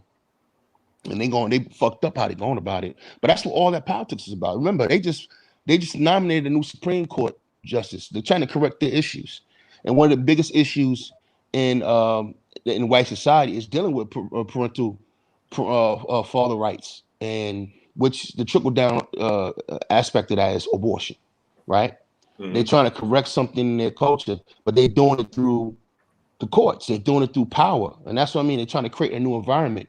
Once you change the laws and you say this person cannot do this, then you create a new environment. You create a different environment for the women, and the women have to adjust to that, a new environment. You see what I'm saying? That's what I mean by people doing what they getting away with, doing what they can get away with. All right. Right now they can get away with it. You know what I mean? This is what they can do. So this is the business. It's no different as just take children and women out of it. Just like starting a business, right? And you got a business and you get to a certain level of success, and then you can start writing certain things off and writing losses, and now you're not paying no taxes. Why? Because you can do it. It's not about right or wrong. It's about what you can do. All right. And that's the situation we're in. That's what I'm saying. We're going to have a business mindset when it comes to dealing with children. Because at the end of the day, building families is supposed to be about business. We forgot that. Family is supposed to be business. It's supposed to be, that's a business thing. That's a legacy thing. That's something you're supposed to be passing down to your children. Wealth transfer. Yeah, I agree. Exactly. It's a wealth transfer. So we got to be thinking about business coming in the door, when we start dealing with these women. So look, the environment is what it is, and it's fucked up. It's anti-male. It's rife for misandry. You know what I mean? And that's just the society we live in. From she to sign a motherfucking she. See. All right. It's just what it is. So we're gonna have to navigate through that new minefield, smartly, and we gotta start leaning on each other, talking to each other, getting game from each other, especially motherfuckers who've been through the court system. All right. That's one thing that a lot of us are not even prepared for. You're not trained for that shit. That's something you have to get into. And when you had to get into it, and you have to have the right temperament, you got to know what to file, you got to know what to do, you got to know how to do it, and it's just something we're going to have to deal with, because right now you got a lot of married men. That's why I keep going back to married men, because it's so quick to throw men under the bus who are unmarried and, say we creating single moms and why do you choose this woman and all that kind of stuff. Okay, fine. All right, fine. Throw that on us. What about all the married men going through the bullshit? Well, I can say this. I can say this. It's easier when you're married. It just is. It's easier pursuing custody after you have dissolved a marriage. Right. It just is. It turns out a lot better for a lot more men when you're married. It's just the truth. And I had a question. Xavier, do you mind if I ask a question? No, go right ahead. Go right ahead. Pull the trigger. Now, to the gentlemen that have 50%, why didn't you go for full custody? I'm just curious. Okay. I went for full, but I thought 50 was fair, and I knew just by how she tended to operate, I knew that I more than likely, even if it was 50 on paper, 1 week on, 1 week off, I knew I would still end up having them during the time when they were supposed to be with her. Like right now, my oldest, he's 17. He's with me 100% of the time now. Because him and his mom, they kept bumping heads on some shit, and I was like, all right, it's a wrap. And she agreed because she couldn't deal with him. So I mean, he's not even that hard to deal with, but that's a whole nother story. But so right. it was go for full, but reasonably accept 50, because that's fair. And I knew for me 50 was a win, because I knew how I was going to play out, and I'm not even concerned with fighting for more after it. I could do that, but I'm like, no, I'm just gonna ride it out how it is. I could go and do some more shit, but I'm letting it rock. And can I add on to like with Bernard's situation, because I'm in the same boat, because it took me 10 years just to get to 50. And, like I said, I wasn't married, but it took forever, seriously, because I wasn't the one. I didn't really have that good job to be able to pay the lawyers and all of that, because I had to pay. Like I said, I was in Chicago, and shit is expensive, and they're on their side. But finally, because I have to give the MRA's props here, they was able to change some laws. They made some loopholes so I could be able to use to be able to get 50-50 now. Gotcha. My thing is, and let this be something that men who might go through this in the future, it is better that you go for full custody, in my opinion. Mm-hmm. Overshoot what you want. Overshoot it. But but hold on, something though. But my boys are teenagers. I mean, I leave it up to them now. They come to me whenever they want to. So I mean, in a way, it still is. I have full custody of them. I can tell you here in Chicago, going, shooting for the moon and hoping for the sky. That ain't gonna work. At least not in that. They're gonna laugh you out of the court. I gotta laugh you out of the court here. If you're a man, you're a custodial parent. If you're a non-custodial parent wanting to get full custody, you better come in there with video of that woman smoking crack while punching the kid in the middle of the goddamn street in broad daylight. Well, this is part of the problem. You're gonna get laughed out of court. This is part of the problem. Men are too nice. We end up dealing with these women. Let me finish, bro. Let me finish. We're too nice. You're concerned about fairness. You're concerned about her feelings. You're concerned about what's right, what's wrong. The only thing right is you getting custody of your children. I'm not talking about your specific instance. I'm talking about men in general just need to start going for full custody. Mm-hmm. And then let the chips fall where they may. They may fall at 50%. I don't disagree with that, but you still have to deal with the realities of the local law system. You gotta let me finish. Bro, you gotta let me finish. You go for full custody, let the chips fall where they may. When you go into the court system wanting full custody, you are setting a precedent on how serious you are. And also, my attorney advised me on what to do to get together all the evidence that showed just how chaotic and dysfunctional this woman was. I don't know if you all went in fully prepared. If you went in guns blazing, you know what I'm saying? And when you tell a brother that they can't, well, that's defeatist. I can't ever accept defeatist talk, ever. I understand you got a very bad situation. I'm not making light of that. But our message to brothers has to be, you go for full, period. And then let the chips fall where they may. You go in ready, you go in guns blazing, ain't nothing fair. You're going for what's best for these children, which is them being with you. And again, we all made mistakes during our process. So don't take this personally. I'm just saying, for the gentlemen who are listening that might end up in this situation, you go for full, period. Yeah. Well, let me ask this. Let me ask this of all the brothers up here. When you wanted to go for custody, whether 50-50 or full custody, were you thinking fairness? Was you thinking, I want to be fair to my baby mama, to my ex-wife? Were you thinking fairness? I was being way too nice. I was exactly what Lil Big Nate described. So I know exactly where he's coming from. I was thinking about fairness. I was trying to be nice. I thought that me and her would be able to talk and work it out. And it took a while before I got on that mode where it was just like, all right, it's war. It's absolutely war. So yeah, it took me a minute to get there, but I got there. I didn't, and kind of like I'm in the same kind of situation with you, Bernard. Like, I had boys. I was thinking like maybe she would have just come up with a decision on her own. Like the boys would be better off with their father. Because knowing she went through the situation she went through with a single mother, that she would have, that would have been an easy fucking decision for her to make. Yeah, you think. Men are significantly better people than women. I'm sorry. I have to agree. Are significantly more moral. I love Nate.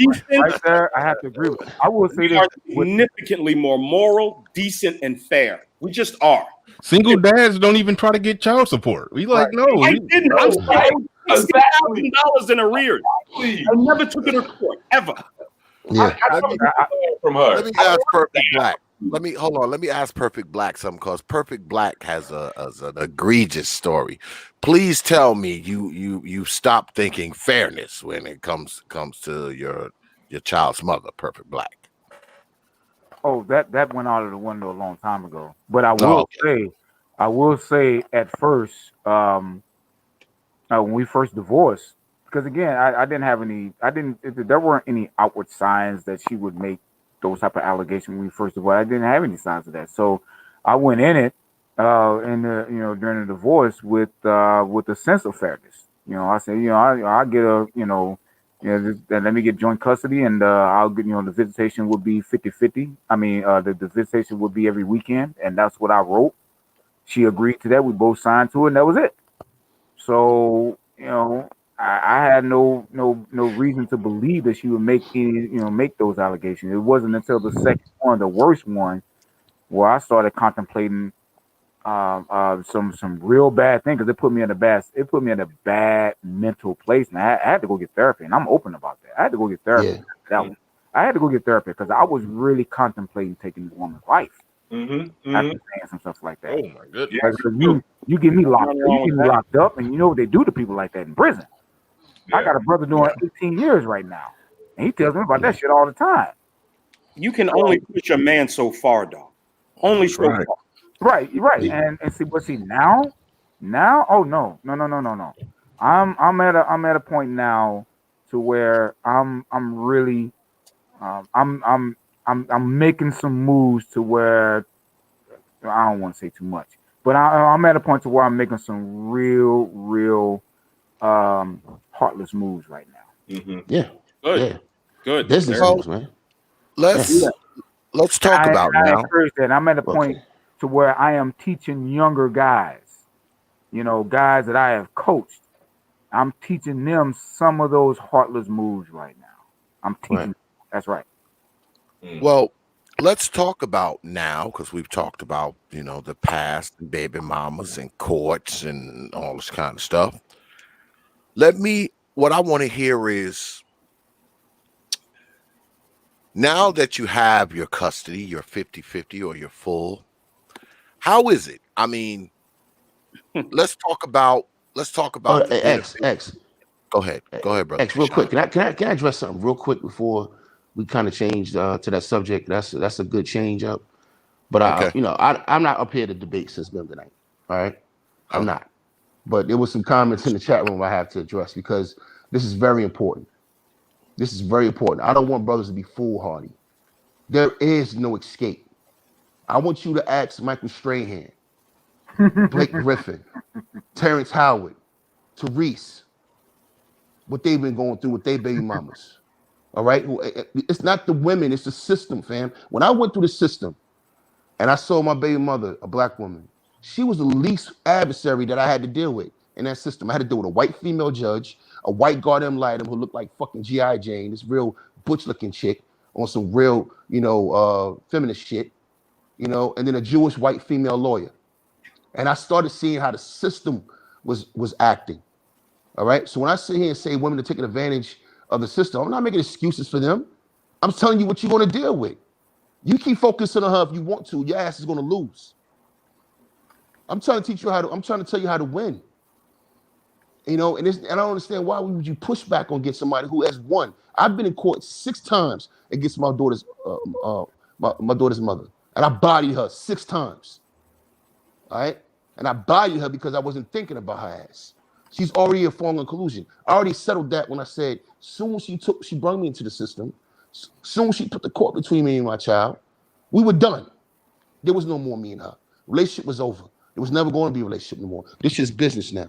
Fuck her. All right. Now I have to deal with the system and all the processes in the system and all the ins and outs of that system. And I'm telling you right now, if you think running to another group of women is the answer, that just because Mei Ling is real nice and demure, but she'll have your ass in court. Ask Terrence Howard. You think Becky's so submissive, but she'll have your ass in court looking crazy, like Blake Griffin or Michael Strahan and everybody else I just named. All right? Don't have that mentality.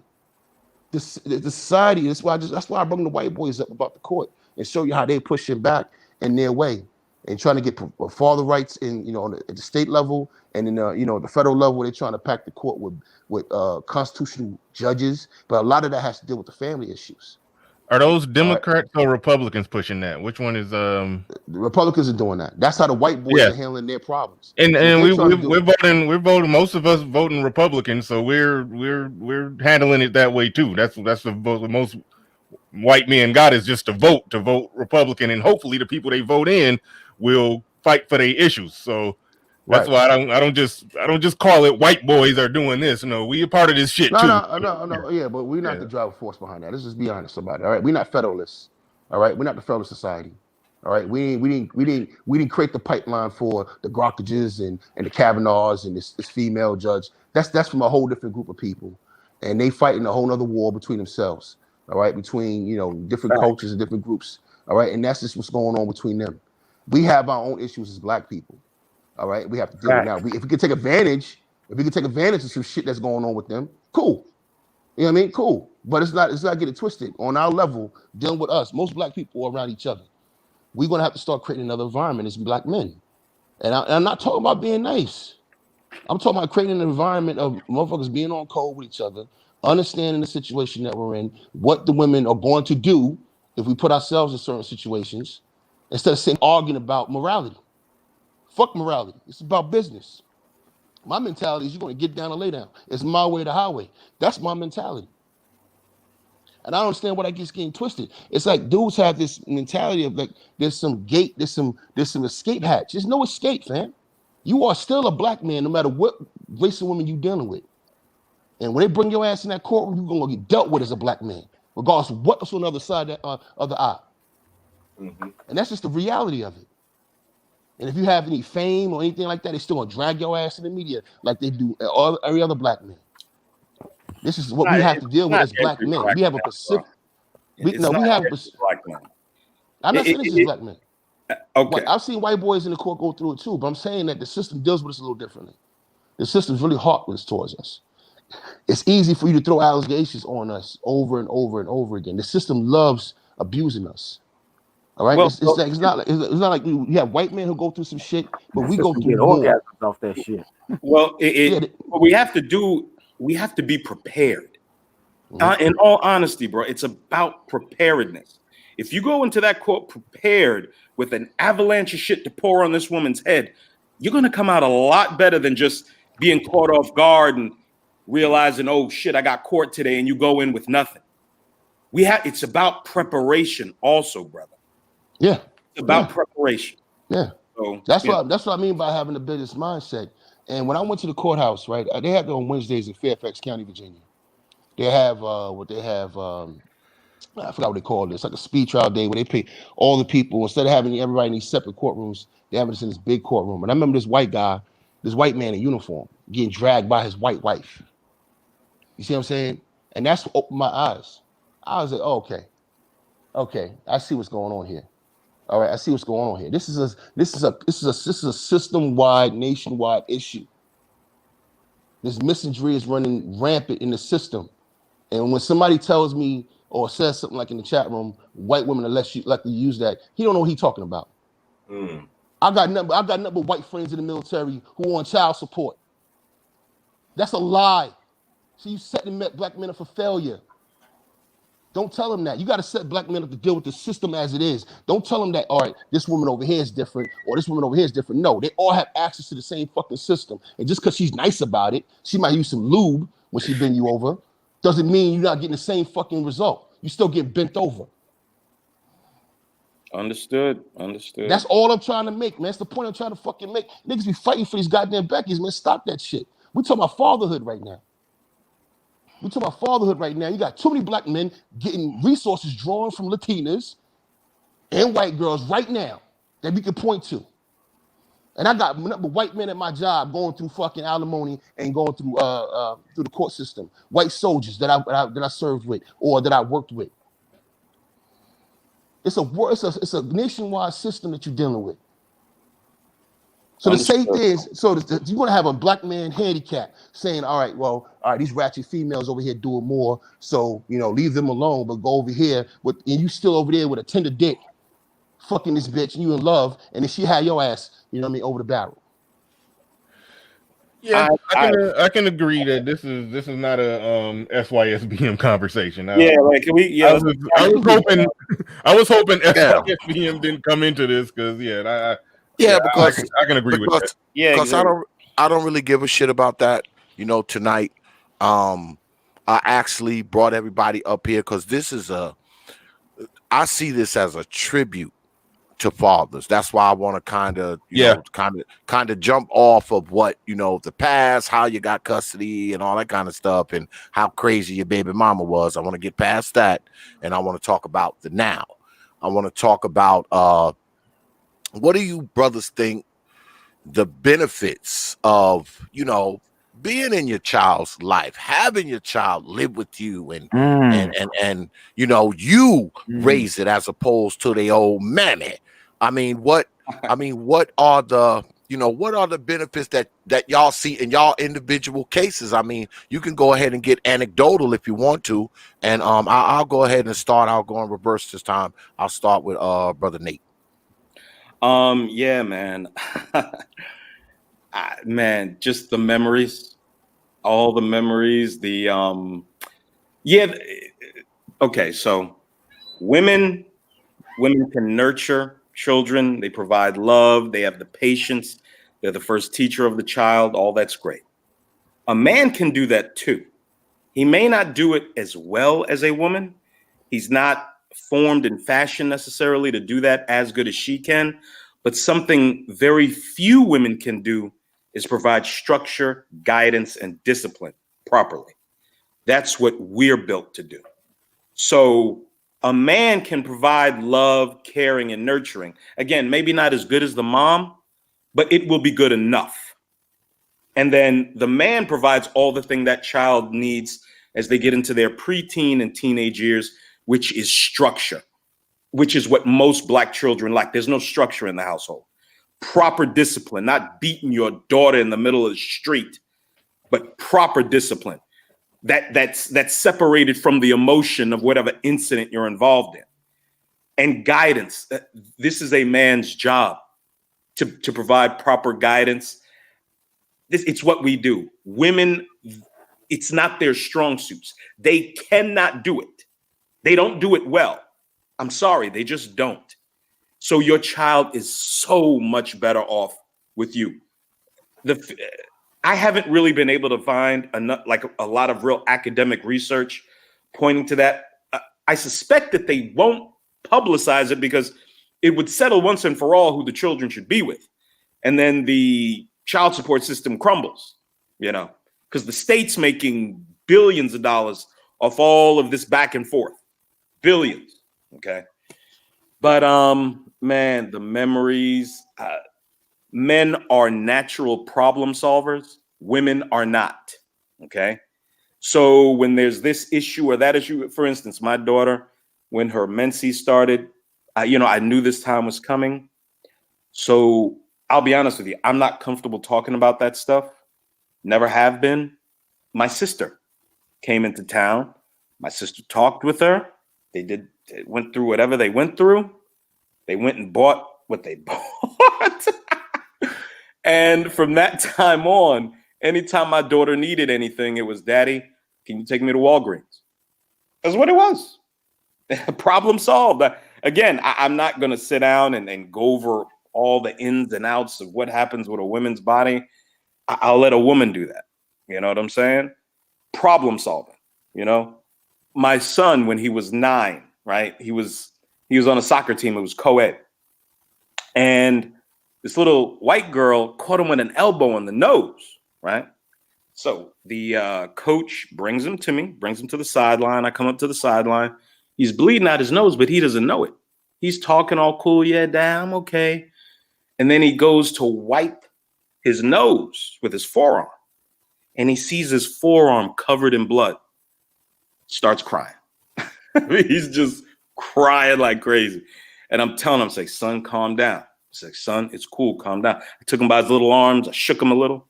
I even popped him on his chin. I didn't smack him, of course, but I popped him on his chin. I said, son, you get back out there. You give them exactly what they just gave you. And he had a little blood on his cheek left. I took the top of his jersey. I wiped that blood onto his jersey. He went back out, did his thing. By the time it was over, all his buddies were looking at the blood on his jersey like, oh, snap. This is what fathers do. Mothers aren't going to do that. You know what I'm saying? When your son is 5, ladies, he needs to go to his father. When your daughter, fucking facts. When she works through her her monthly thing, and especially if she's coming into, you know, teen, she should be with her father. Because the father's going to provide the structure and the proper guidance. The father's going to work through issues. Fathers are not going to get so frustrated and crazy that they lash out. We all know that the child abuse numbers at the hands of women, it's like 3/4 of all child abuse is at the hands of females, including up to and including fatalities. You women get frustrated. I'm about to say that, death. Yep. Yeah, please, frustrated. Nate, don't you lose your shit. Started on these old mammies. Please don't. Yeah, hey, bro, Max, you know I do that. You know I do that. Hey, don't get me started on these old mammies. So we're gonna go to Perfect Black, and then we'll go to brother AJ, then my man Jay Shine, and back up to brother Bernard. Go ahead, Perfect Black. Man, look at this, man. One of the things that I do, especially when I'm coaching, I'm also coaching about life and these young boys, man. And one of the biggest things that I tell them is that, number one, you don't need to be getting into no relationships or anything like that until you're in your mid-30s, because when you're in your 20s and all that, you really don't know. Okay, you just don't. So for me, Nate, he had me going into wanting to go into some other areas that I know, brother X, that you don't want us to go into. Well, brother Nate pulled me right in there. I try to stay out, boy, but old brother pulls me right in, man. That is black hole. I'm sorry. That's a big deal of mine. I try to tell these mothers, and they be cussing me out. I try to tell them, look, you need to get that boy to his father. Absolutely. Is your father? Is he competent? Is he a good father? And they tell me yes, and I'm like, you need to get that boy to him. You need to get that boy to the father. Period. Look, I know not every man can afford or has the knowledge to get their kid 50-50 and all of that. I do understand that. I know from the guys that I see, a lot of the reasons why a lot of the guys are not the ones that are not involved. Let me put it to you this way: I've been coaching for a long time. Of all in my 14 years of coaching, I've only seen one father, one father who wasn't involved with his kid's life because he just didn't want to. Every single other father that wasn't involved in their kid's life, had nothing to do with the kid. It was all about the relationship that he had with the mother.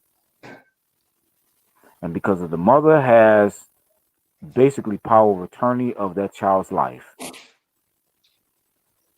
women, and I'm trying not to go here, but black women in America, they are conditioned to squeeze that to every advantage that they have. Every advantage. So much to the point to where men like myself have said, I'm not dating ever another black woman in America as long as I live. That doesn't mean I'm going to go with white women, just not black American women. That's just my solution. I'm not going to go there because I don't want to turn this discussion into something else. But when you look at the fathers, I think it was the CDC that did that study that found that black fathers were the most involved fathers of all demographics. Yes, sir. Okay. And that tells me even when they control for income, when they control for status and all of that, still black men were the most involved parents. That should tell us something. That right there should be that should be a bell that all black fathers should be ringing for change in the family court system, which is really a racket. No, it's really all about just keeping child support going. I've seen guys who make upwards of $1 million a year, ain't got nothing wrong with their background or nothing, but the courts still want to make the guy pay child support even when the mother is in jail. See, that's a problem. Jeez. That's a racket. The system is living off of men like that's on this panel with consistent jobs, even in this COVID. I haven't been on a lot of panels because I've been so goddamn busy. Been busy working. They living on men like us. They don't ever want to see men like us with 50-50 or full custody. They don't ever want to see that. And as much as whatever maneuvers that they can, they're going to make sure that people like that, men like myself, will never see 50-50. The woman would have to make some serious mistakes. That has to be changed. And the only way that can be changed is if black men really start to come together. At some point, and this may be a radical way of thinking, but at some point, black men will have to remove themselves from the social economy in order to get some type of change. Because there's nowhere in the world that this is a sustainable reality for any demographic to have to be able to expect to endure. It's not. And nowhere in human history has the situation here in America when it comes to black men or black fathers has been repeated. And that society is successful. Well, it's ironic that you speak of that CDC report, Brother Perfect Black, because I just so happen to have it at the ready. When you look, you see all these orange bars, right? All these orange bars are black men. And there's everything from fed or ate meals with their children daily, bathed them, diapered them, dressed them, played with them daily, read to them daily. And that's for children under 5. All right. The only one who's even remotely close is when it gets to children between the ages of 5 and 18, 8 meals with children daily. That's the only stat where black men kind of falter by about 10 points. But everywhere else took children to and from daily activities, talked to children about their day, helped children with homework or checked it when they finished it. And this is not just for fathers living with the kids, fathers who don't live with the kids. Exactly. So either way, black fathers are the shit for those of you who don't know it already. God damn it. But let me go to I put this up there so I lost the goddamn order. I think we should have went to AJ next. Brother AJ, my bad. Go ahead, Brother AJ. Yeah, because I wanted to show this because I got to get on out of here because here's the father got to go to work because I've been working doubles. Okay. So I got to get my ass on out of here. Actually, I'm late, but I made sure I was going to stay in and chime in with you guys because this conversation was needed. And that's all. This is what kids need to see, because when I leave out the door, my sons see me leave with my uniform, they be proud. It's just the look they give me. They just like, my dad, he's doing his thing. It's a different with their moms and what she's doing. And I don't want to keep chiming in, guys. I'm like 30 minutes late. I'm supposed to be at work at 10 o'clock. But I had to stay on, man, rock with you guys, man. Hey, Little Big Nate, Jay Shine, Perfect Blackness, BernardRiley, hey, chat, and definitely you, Brother X, man. Thanks for having me on, y'all. But I got Pops. You got to get that money, y'all. You gotta come on more often, man. You gotta come on more often, man. Yeah, I gotta catch you on the day that you're off, man. Yeah, whatever that is. I've been so busy, man. But that's what we need to do. We need to stick busy, but we need to have these conversations, man.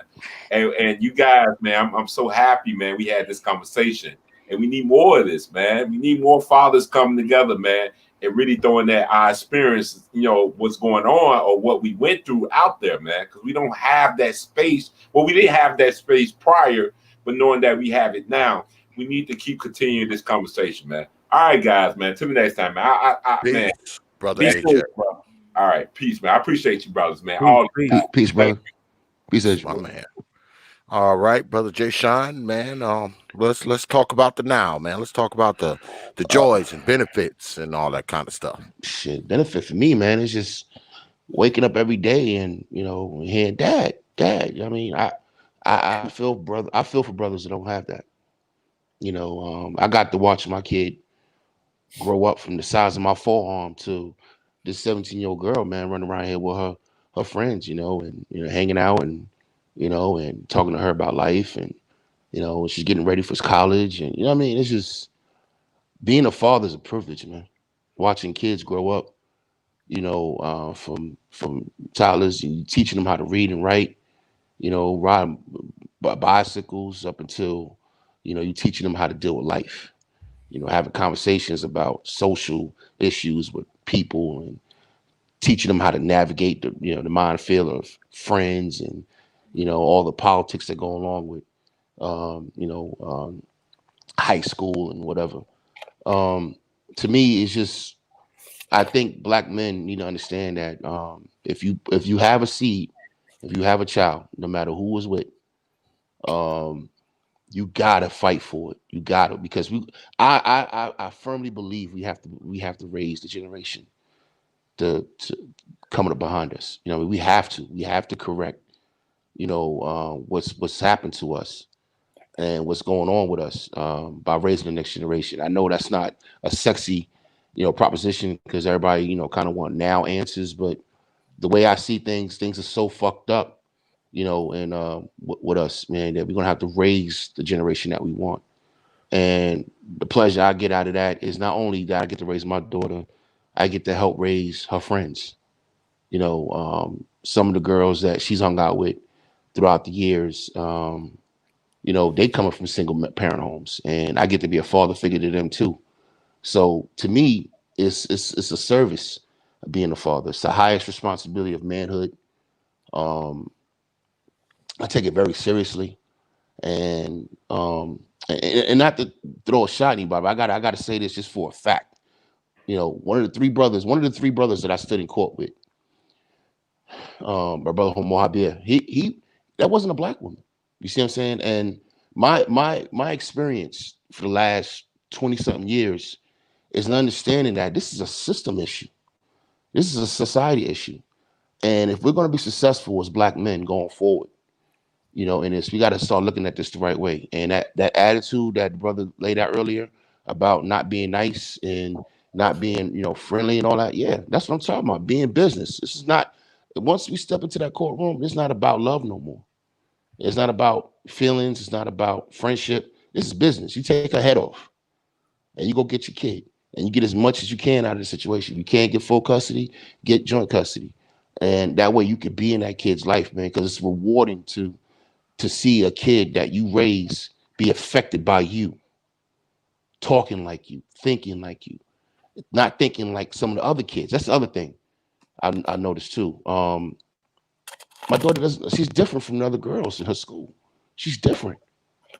She's running to ratchet females and girls who, she has situations in junior high school, and I meet the mother, and she spent the night over there, and I go pick her up, and the house is a fucking mess, and you know what I mean? And I'm like, God damn, and I feel sorry for this little girl.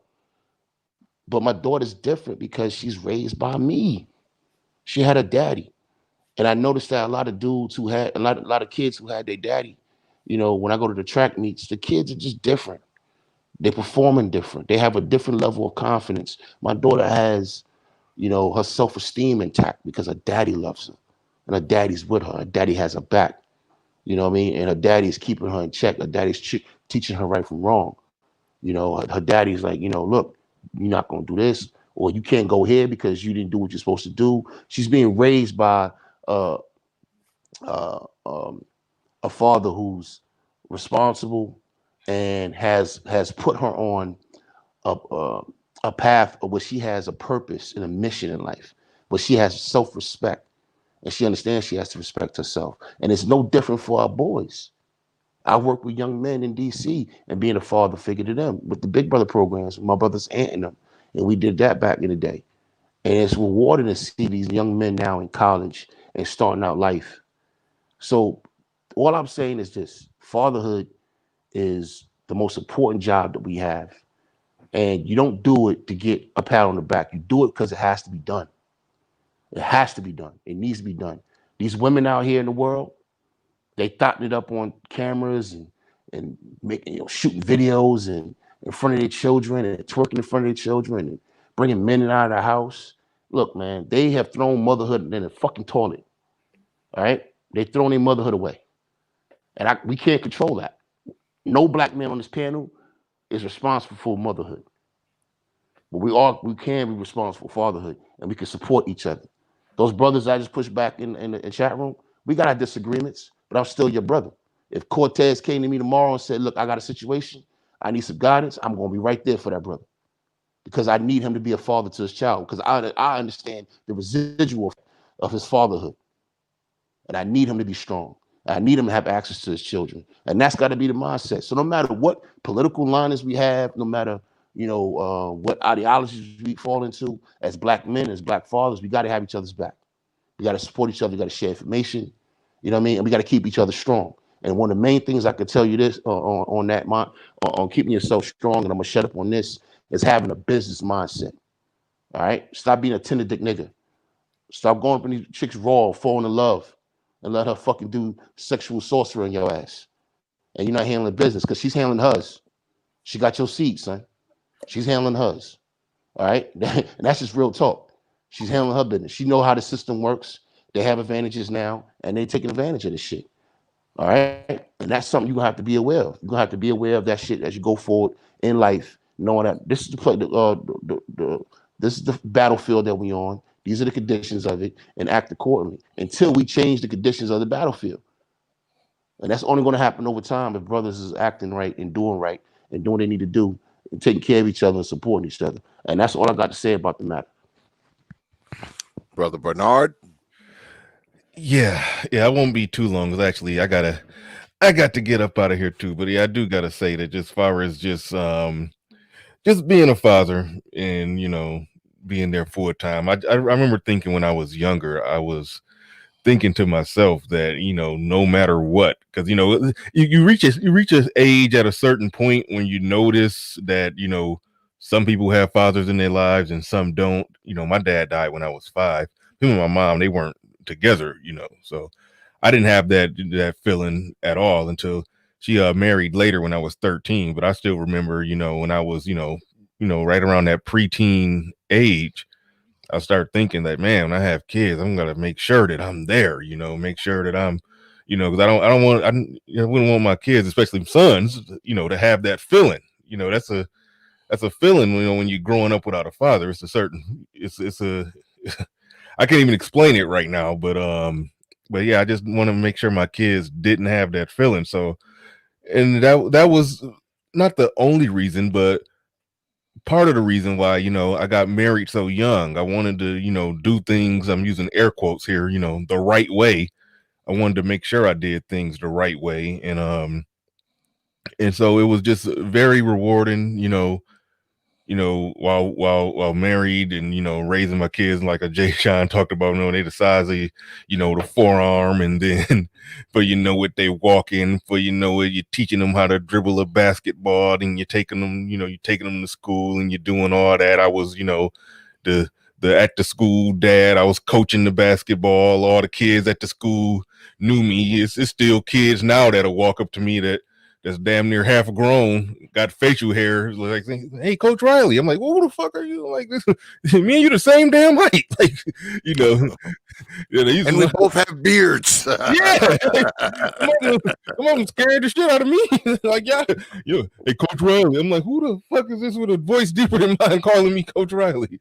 But yeah, it's so it's a feeling that the fathers that that are not in their kids' life like that. I just don't know how they do it. You know, it's definitely a blessing. I ain't even a spiritual or religious person, but I don't know what other word to use. So it's a blessing. You know, you're there every day. It's lessons every day. It's, you know, every time you're talking to them about, if you talk to them about something important or you're talking to them about nothing, it's still lessons in there. You're molding them, you're talking to them, you're teaching them, and it's a great thing. And I just couldn't imagine it just would have been devastating if you know, that whole situation with the custody would have went the other way, to where I would not have been able to be, you know, fully in this position that I'm in right now. And if she did, you know, I don't even want to, you know, go too deep into that, but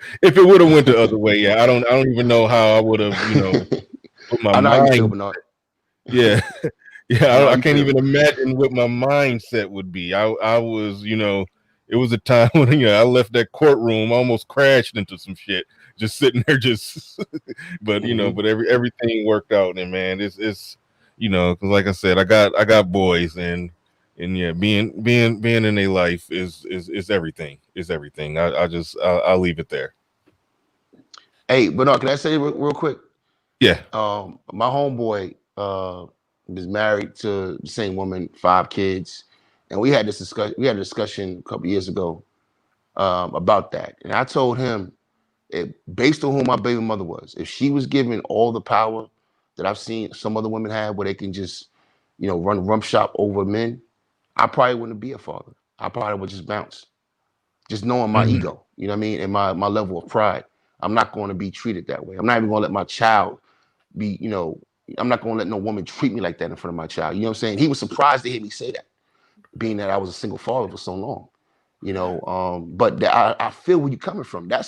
Look, man, being a father, man, is that's why I run hard for men who, and I call them bitches. Anybody who keeps a kid from their father, and they doing not just that man a disservice, they're doing society a disservice. But it's a deep pain that comes with being a father, and a lot of sacrifice and selflessness. So I salute to all you brothers out here, man, who fought and still fighting to be fathers of their children, because it doesn't end once you get custody. It's still an ongoing thing. You know, even in society, I had babysitters and daycare centers treat me a certain way because they used to deal with women. They're not used to dealing with a single dad. You see what I'm saying? There's other things, there's other stories we can go into, right? You know what I mean? When you go down that road of taking, you know, the primary custody of your kid and doing all the things that come along with that, like picking the kid up and dropping them off and then talking to teachers and stuff like that. There's a lot that comes with that. And, you know, so I just say salute to you, brother. Salute to all you brothers out here, man, who went through some shit. I got nothing but respect for you. And again, if any brother, I don't give a fuck if we had beef in the past. If you talk about fatherhood, we gonna put that shit aside. Yeah. You gotta put that shit aside.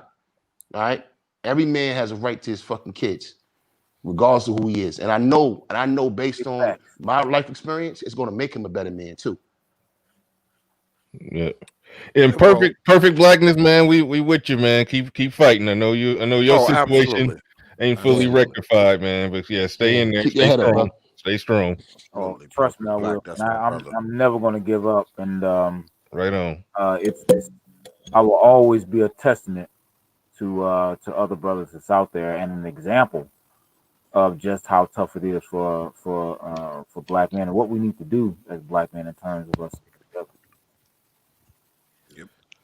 You know, and me, because I know everybody, we about to wrap this up. You know, I didn't want this to go past midnight. I mean, and I'm a biased motherfucker, by the way, very biased. And yeah, I'm willing to admit it. I just think fathers are better parents. I think fathers are more diplomatic. I think fathers have more empathy. You're not being biased, brother. I mean, you're being factual. Yeah, you know, fathers have more empathy for their children. And I'm a true believer, and I've said this before, and you can quote me. I think that a child will learn more if his father lived in the woods in a treehouse, and they all swung on vines with banana leaves on their genitals. He'll learn more spending the weekend there with the old man than he will all month in the mansion in Beverly Hills with his mammy. That's just what I believe. I mean, he can be homeless, living in a tent, and the kid can go visit him in the tent every other weekend and learn more over there with his old man living in a tent in the woods than he will with his mama in the mini mansion. That's just what I think. But, you know, X is very biased when it comes to these old mamas. I won't go into that. But what I think often happens when it comes, because I went through this crap too. I just went through it a long time ago. And I think that it probably wouldn't have went my way if I didn't, number one, have all my paperwork together. Number two, manage to keep my cool, show up at court, say the right things, do the right things, go along with the white folks who were walking through my house and looking around and make sure I had food in the refrigerator and a place for the baby to sleep and a job and all that kind of nonsense, on top of my kid's mother being a fool. If all that wasn't in place, it probably wouldn't have took place. I don't think brothers are going through that much now, because when I went through it, it was like 20 years ago. So, I mean, they had me jump through all kind of hoops. You know, they called my job. They wanted to make sure I had health insurance. They came to my house. They walked around, made sure I had food in the refrigerator, made sure the toilet. Yeah, make sure the toilet flush. Make sure I had a bed. Make sure I had enough room for the kids. Yeah, they did all that bullshit, man. They went through all of that bullshit, and that was in the beginning.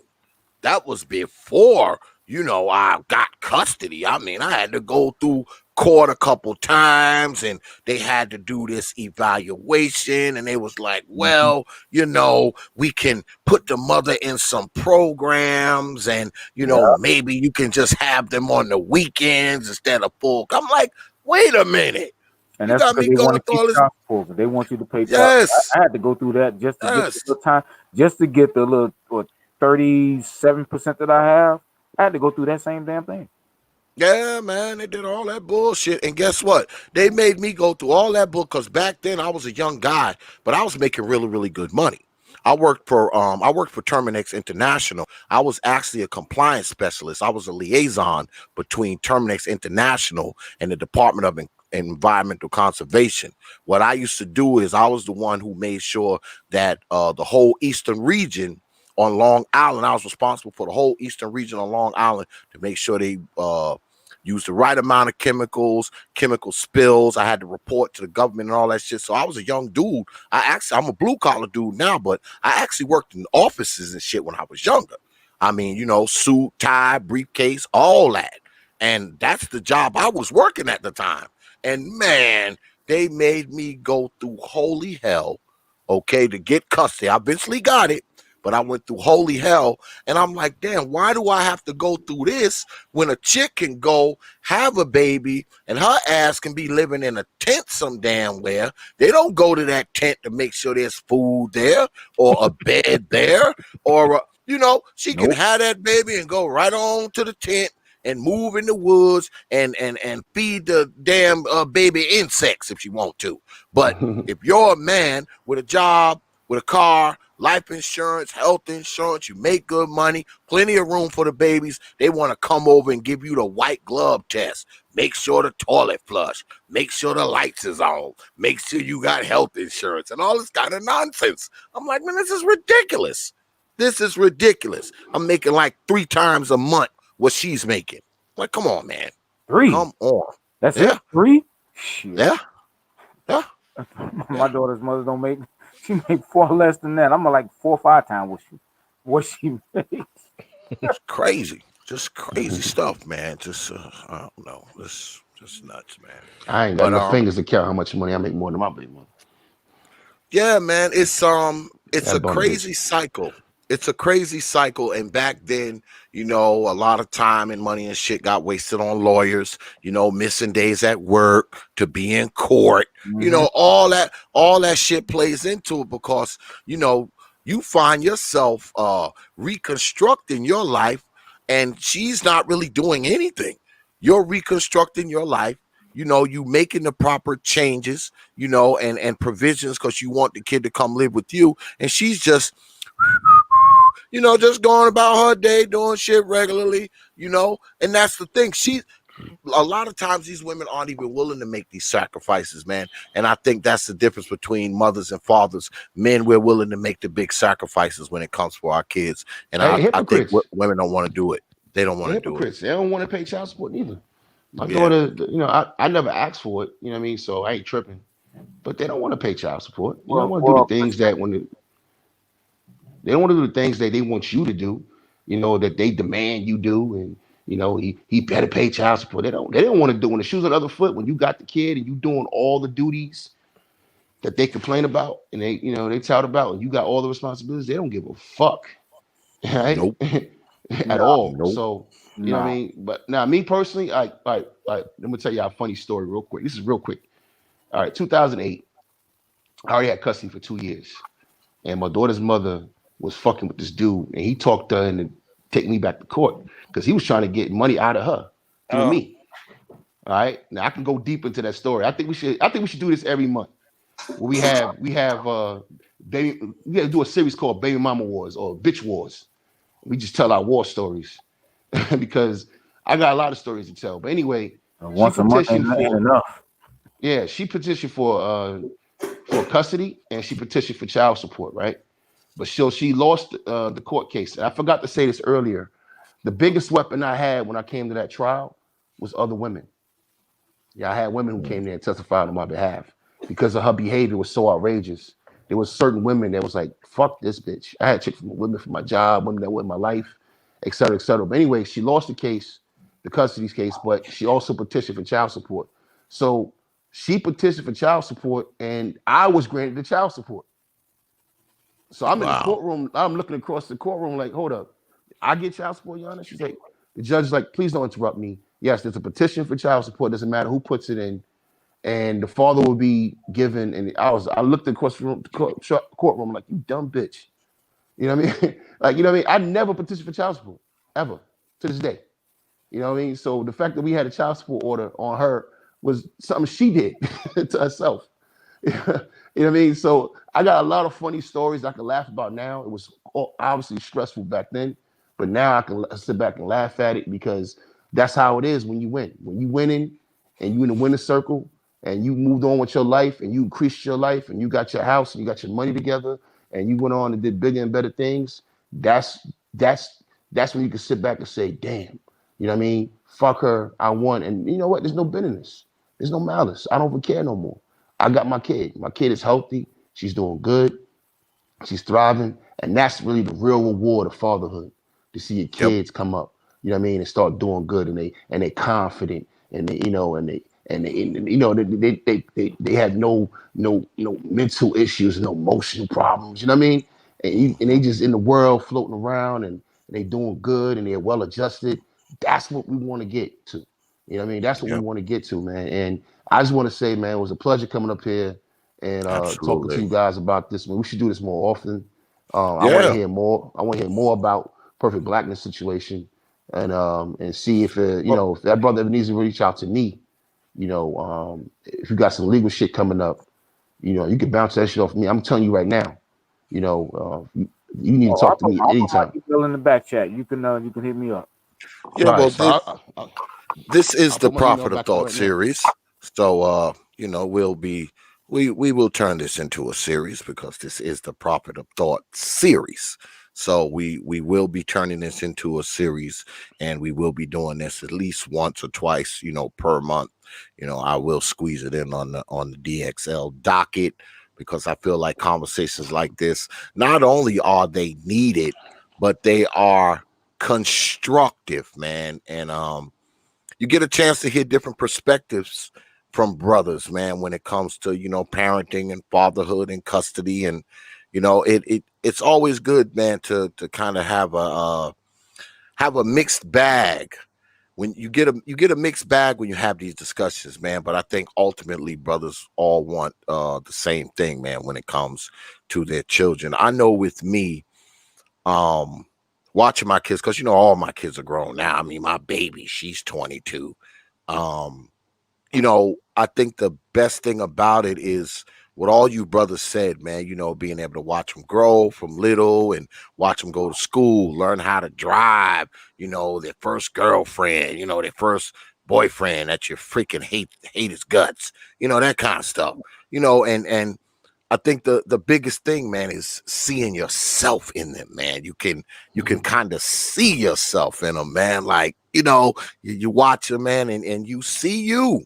And I think that's the greatest reward. I think it's worth all the sacrifices and compromises you make over the course of their lives. I think it's all worth it in the long run, man. And I wouldn't change being a father for nothing, man. I wouldn't change it for nothing, man. I would. Now, don't get me wrong. Now, I'm glad they grown and done moved the hell out of my house, but I wouldn't trade being a father for nothing, man. I wouldn't trade it for nothing. I wouldn't.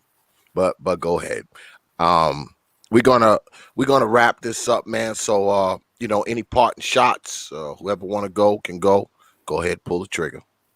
Well, I can go, man. Look, whoever gotta go first can go. No, I'll go because I gotta go to bed and I gotta go check on my daughter. Okay. Look, for me, this whole fatherhood thing, and especially for Black men, this is an important issue for me. Because one of the things that I'm doing is doing my best to prepare a lot of these fatherless boys, to try to prepare them so they don't fall into the pitfalls that I fell into. Right. I mean, so because for me it's important. Black men, we're the only disposable demographic of the nation. Okay. On the one hand, they want to do without us. They want to be able to kill us at any whim that they feel that they deem necessary. At the same time, they want to benefit from us in one fashion or another, either be it in entertainment, sports, or child support. And for me, it's more of just a hobby, it's a cause, and we need to be working together on that cause right there, because it doesn't matter if you are conservative or liberal or anything. They don't give a damn. They really don't. When I say they, I mean the larger society, and I mean even Black women and within our own community. The women within our own family, are part and parcel of some of the things that befall us. Okay, and a lot of the things that need to change within within the court system and all of that, we're gonna have to be the ones that's gonna have to kind of export a little bit of that pain. But we can't do that if to a certain degree we don't stick together as men, as Black men, and come together on that cause. Because one of the things for me, even though all of the money that I've spent, after all of the years that I've gone through this battle, okay, and all of the heartache and pain that I've had to go through, even with my daughter, because she's shown a lot of the signs of the conditioning from her mother. But the older that she gets, the more the truth that she sees, and the more consistent that I stay in her life, the more that I am in her life. She begins to see, and she's told me herself that that she knows that some of the things that her mother says is not true. And this, at the same time, she says her mother's the most important thing to her. See, to me, even that little victory is progress, because I know that so long as I'm consistent in my daughter's life, so long as I'm consistently getting her, and she sees that I am fighting for her, and she sees that I don't miss days or anything like that, she knows that her father loves her. And before she go to bed every night, I always tell her, I always make her repeat it, that no matter what nobody say, your daddy loves you. And the older that she gets, she starts to see that. And so for me, that is a big booster. It makes me forget about the $30,000 plus that I've spent on lawyers' fees and whatnot. It makes me forget it, because when she's with me, when I have her, I feel like I don't have that hold than when she's not. My current wife now, I can't wait till she drops it, because I've always wanted family. You know, people that say that you can't miss what you never had don't know what the hell they're talking about. Okay, and I'm not gonna get into all the other stuff, but I didn't have a lot of the family growing up, and so now me being as an adult and having that ability to have that family, that's exactly what I want. So, yeah, for me, being a father is one of the biggest achievements and one of the biggest battles that I've ever had. And I really wouldn't change it. You know, I would change how the road was paved, but I wouldn't change it, because I know that above and beyond anything, the one person that I know that I need to convince, my daughter, she knows that her daddy loves her. And she knows that her daddy would do anything for her. And getting ready to be 9 years old, she is totally convinced of that now. When she was 4 or 5, it was harder. Now, it's not. And for me, that was the victory. And that's the ongoing victory. So I definitely say, hail fathers. That's right. Amen. Appreciate you, brother. Anybody else? Parting Yeah, shots? I just want to say before I bounce, you know, I've had 20 something years working, you know, military contracting, and now as a Fed, you know, working around white men. And one of the biggest lessons I learned from working around white men and knowing a lot of them for years, I've got 15, 20-year relationships now with some white dudes. And one thing I learned from them is that they don't like each other. All right. A lot of them don't like each other. But when it comes to certain things like money, you know, jobs, and or supporting each other in the realm of fatherhood, they know how to get on code. And my point is, regardless of what different ideas we have in these spaces, let's try to make one area sacrosanct, and that's fatherhood. All right. When black men are talking to each other as fathers, everything else goes to the wayside. That's how it should be.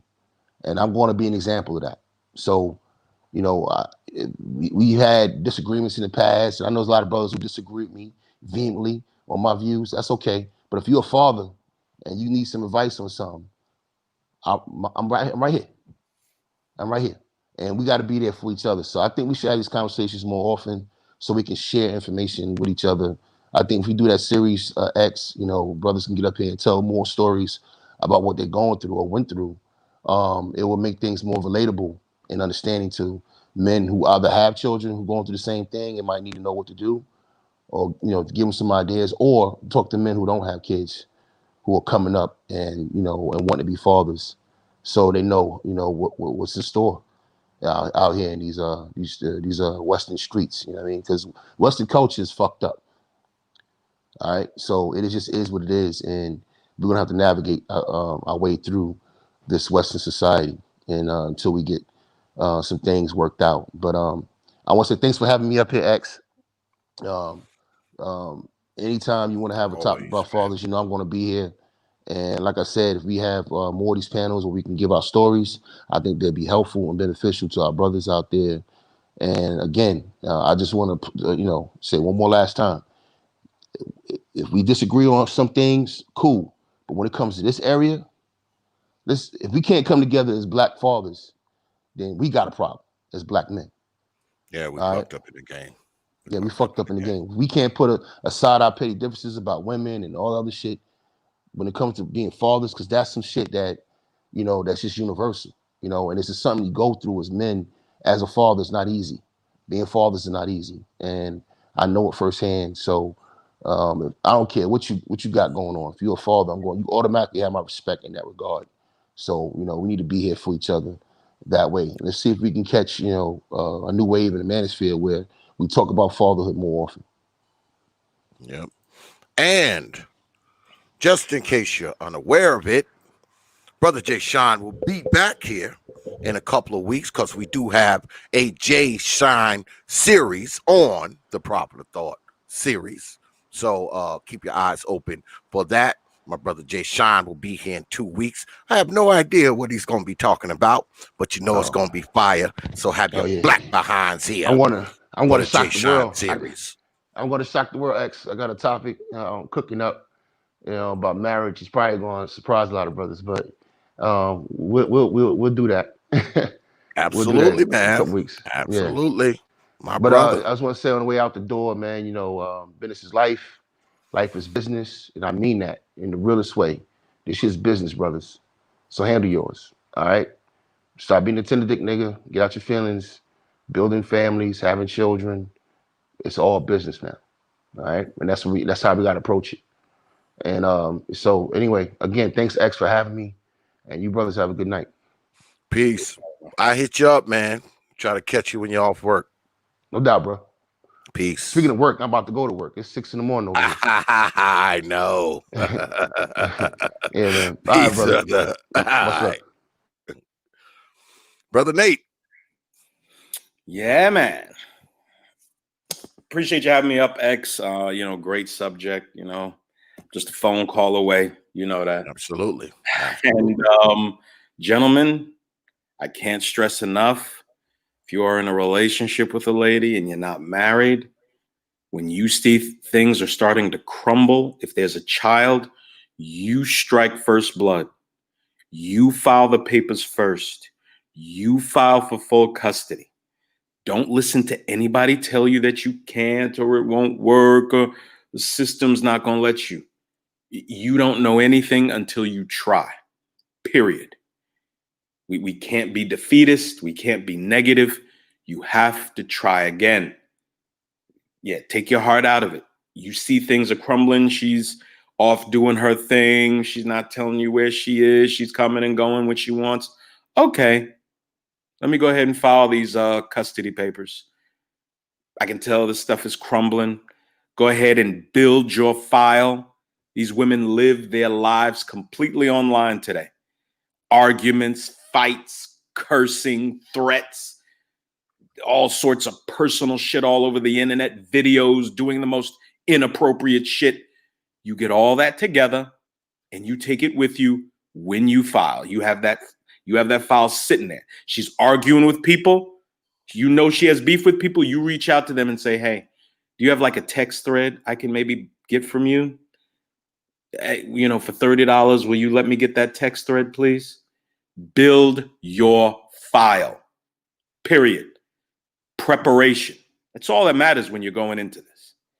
You can't just show up with your tie all disheveled, your belt undone because you rushed into court and then try to handle this situation. No, you don't want to be playing defense in this. You want to be on offense, period. You go for full custody. You set that precedent. You show how serious you are, and then let the chips fall where they may. At the very least, I would imagine you would give 50%, which substantially cuts your child support.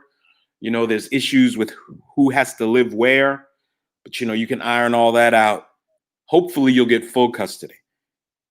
You got to have your living situation straight. If you have a child, they have to have their own bedroom. If you have two, it'll be better if they have both, that they each of them have their own bedroom, or give them the larger bedroom. You take the smaller one, set up things real nice.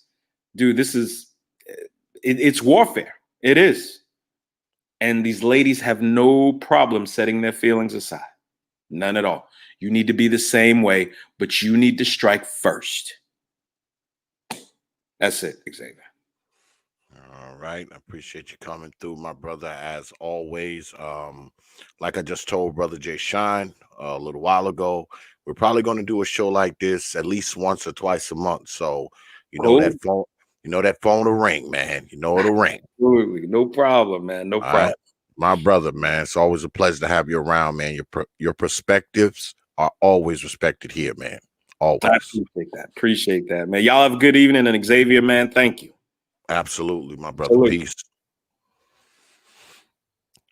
Yeah. We're going to go ahead, man, and wrap it up. Good talk tonight, folks. I know often we come up here, man, and, we talk about a lot of shit that don't really mean too damn much. You know, we argue and curse and do all this kind of nonsense. But, you know, this kind of stuff matters, man. This kind of stuff is real. You know, I mean, you heard some real life stories tonight, and you heard some horror stories. All right. And then you heard some stories with happy endings. I mean, it all matters. And all that stuff, man, is a part of fatherhood, you know, especially when you have to seek custody of your children. You know, when you wish for the care, custody, and control of your children, when you're seeking it, you're going to have some horror stories, possibly. You're going to have some crazy stories, possibly. But at the end of it, man, it's going to be a good ending. It's going to be a good story at the ending, man. Like Brother Nate just got finished talking about, man. I mean, don't be deterred, man, by the naysayers, you know, telling you can't do it and you shouldn't do it and also kind of nonsense. Because, you know, we as black folks, we wrapped up in this whole thing that, you know, mothers are the best parent, even if they smoke crack, drunk, a hooker, a hoe, a harlot, a barfly, whatever. We're always told, we've been indoctrinated to believe that mothers are the best parents. And you just saw some brothers come up here tonight, man, that just proved that to be untrue. In this instance, the best person won. And that was these brothers. These brothers won because they were the best person. That's just the truth, man. You know, I know it's hard to hear. And I know it's hard to hear by people who were raised with just their mother. So they believe that, you know, it should be just the mother. Now, if you really want to feel some kind of way, let me tell you this. If you was raised by just your mother, you probably would have been raised better if you was raised by just your father. Ouch. I know that hurts, doesn't it? But it's true. It's true. It's a pretty good chance you might have had a better life if you were raised by him. Even if he didn't have a lot of money, even if he didn't have a big old house, 10 cars in the driveway, and a box of gold buried in the backyard. Even if he didn't have all of that shit. Because, see, when it comes to fathers, it's not what they pulled out of their, it's not the money they pulled out of their wallet, man, and bought you. That's the most valuable, man. What's the most valuable is what they taught you. That's what's the most valuable, man. Not all the shit they buy. The sneakers, the clothes, the hats, the shit that goes in your room. And you think that shit's important when you're a kid, man, but the shit your father teaches you, man, that shit is way, way more important. Take it from me, I'm a Gen Xer, man. I still fall back on shit that my father taught me. I'm able to do the shit I do because I was taught by a man how to do it. What I've been doing for 20, 30 years, probably wouldn't know how to do it if it wasn't for my old man. The way to have a business, run a business, work, I learned that shit from him. My mother wasn't capable of teaching me that shit. So for all you people out there, especially those who have kids and the father wants to be in that child's life, let him. Get past all that bullshit. Get past the fact that he don't want your black ass no more. It's not important. If he wants to be in that child's life, the best thing you can do, the greatest gift you can give that child is allow the father access. And I don't understand why you wouldn't. I mean, you let them Negroes at your track back and forth in the house. They got access to the kid, don't they? But their father, who loves them, wants to protect them and provide for them and raise them and rear them, give them counsel, guidance, and instruction, training. He doesn't have access. But your old boyfriend who walk around there in his boxes, eating up the fruit snacks, as my man Nate would say. Walking around there eating the kids' fruit snacks up. He has plenty of access, doesn't he? That's why he in the kitchen eating a whole box of their Captain Crunch. So, but in all seriousness, I mean, if you got a dude and maybe it didn't work out and y'all got a child or children between you, man, if that dude wants to be in those children's lives, man, let him.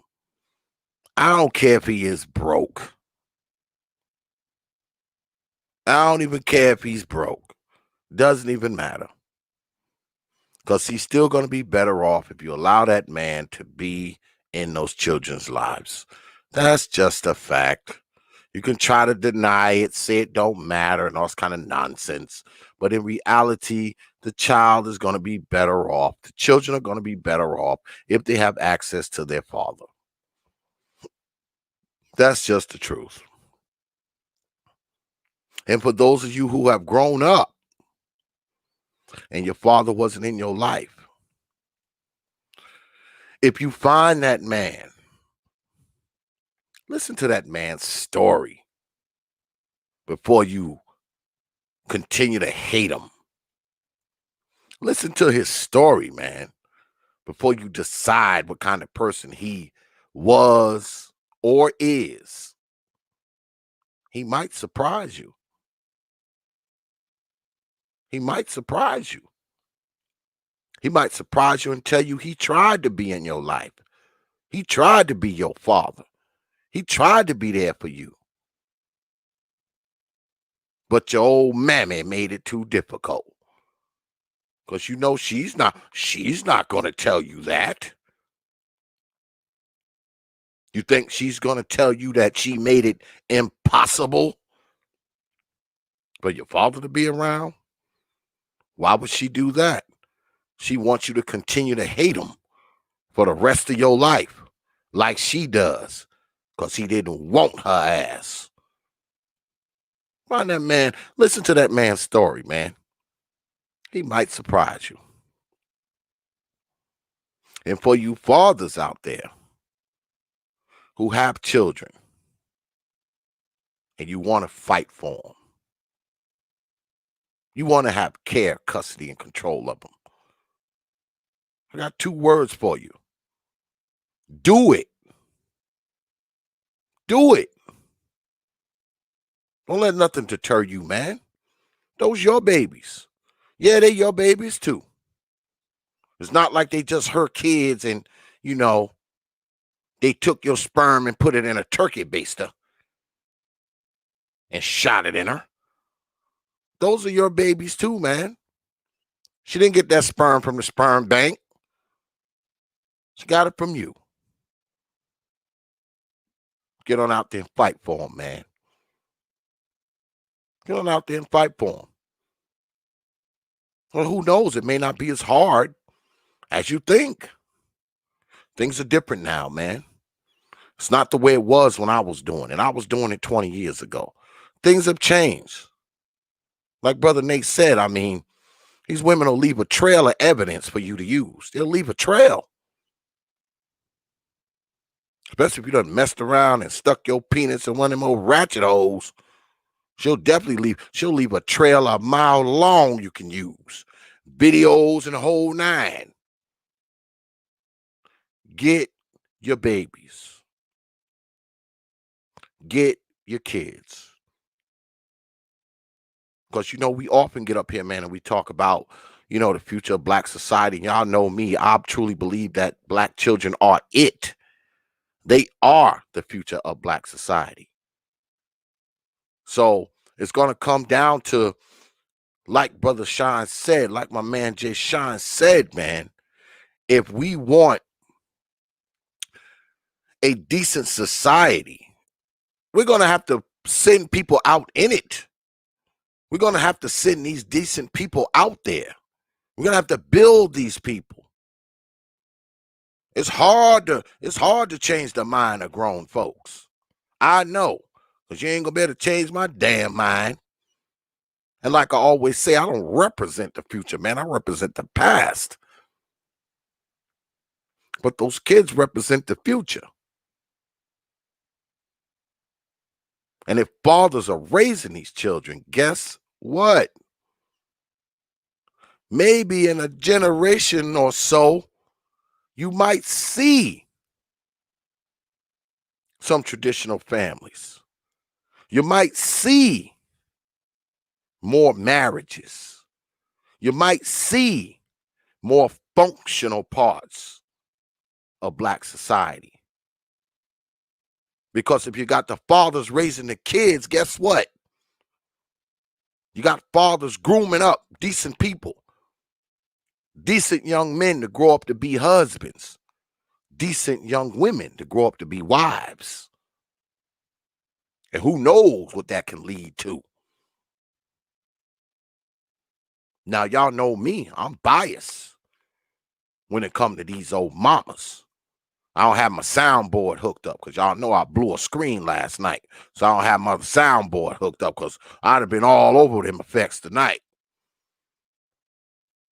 But I'm biased. I'm biased when it comes to that. Because I feel like we as Black people, we have proven that we want to be a society of single parenthood. We've proven it. Fine. We're going to be a society of single parenthood. I think it's time for the parent to change. If most of these kids are going to be raised by single parents, I think they need to be raised by single fathers. We've tried the baby mama experiment. That shit has failed. That experiment has failed. So if we are determined to be a society of single parenthood, it's time for a different single parent. A better single parent. Because we all know kids raised by just their father just have a tendency to do better. I mean, of course, it's ideal. It's ideal for kids to be raised in, a two-parent home. Yes, that's the ideal. But running a close second is men raising them kids. Yeah, that's running a close second. I don't care what you say. That's running a close second. So you need to think about it, man. Don't sit back, man. Let this woman raise your kids, man. Don't let her raise them. Don't. Especially if she's an old foolish woman. Especially if she's a foolish, irresponsible woman. You don't want her ass raising them babies. You don't. Shit, you might not want her raising them if she got a little bit of sense. You might, if she got sense, you probably don't want her raising them by herself. Them children need you, man. They do. This is important. And I know a lot of people think it's not, but it is. And the only reason why we don't think it's not important, because most of us, we came from that same bullshit. Most of us came from that same bullshit. Old single mama. None of us got the same daddy. It's 7, 8, 9 of us. Men always around. None of them our father. A lot of us went through that shit. So we think it's normal. Newsflash, it's not.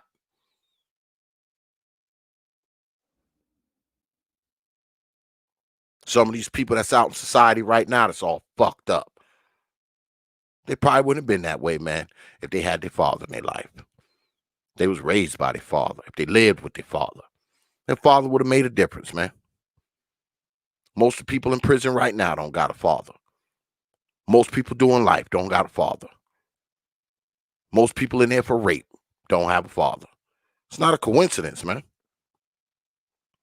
You notice how these numbers of people who have all these things going on in their life. Look how it correlates to single motherhood, man. Look at the correlation. 65%, 70%, 75%.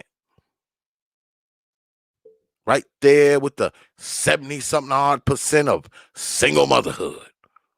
What is that, a freaking coincidence? Do we really believe that at this point? Do we really believe that? Can we chalk it all up to white folks and the white power structure and slavery and all? That being the case, how come kids who raised with their old man percentage-wise have a tendency to do better?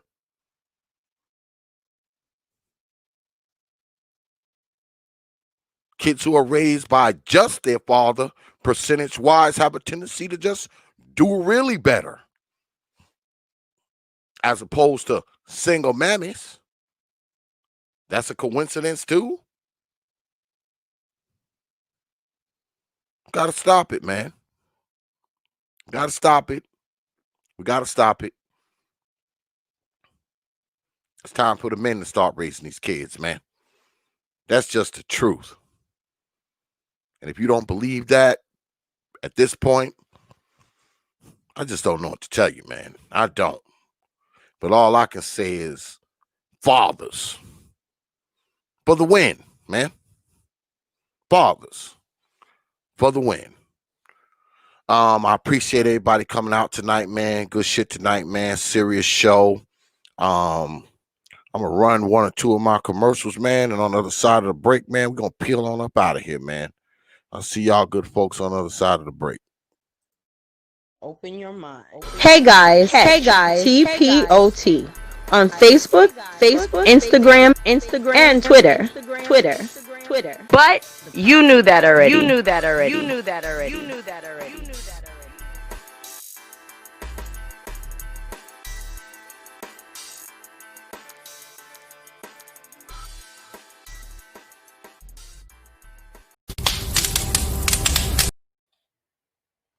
Sorry, y'all. Wrong button. I was supposed to hit that one. Peace, folks. Open your mind. Wednesday, we throw down in the digital square circle on Hours of Power debates. Thursday, we get at it with DXL, Dark Exodus Live. So come through, 9:30 p.m., right here on the T.P.O.T YouTube page. You know.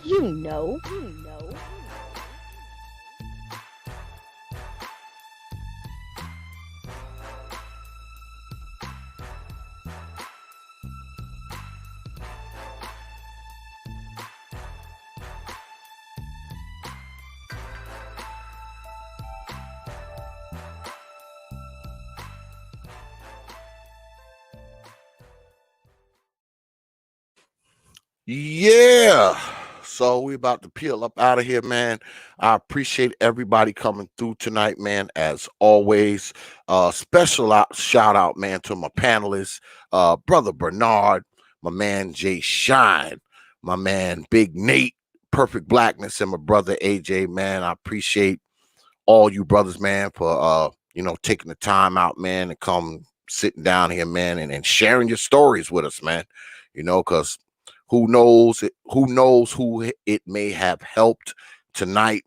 Because there's a lot of fathers out there, man, that's going through that same shit that y'all went through, and they're going through it today.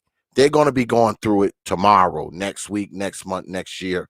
So maybe, just maybe, they got a little bit of inspiration, and hopefully the stories told here tonight, man, help the brother who's in the same situation, man, because I truly believe that any man that wants to be a father should be allowed to be. And that's that. I want to thank all you good folks in the chat over here, as always. And you good folks out here. Most importantly, man, I appreciate y'all hanging out with us, man, spending some time with us and watching us. I don't know what we're gonna do this weekend, y'all. We might take Saturday off. It depends on what comes down the pipe. But if not, you'll know. Just look for the thumbnails.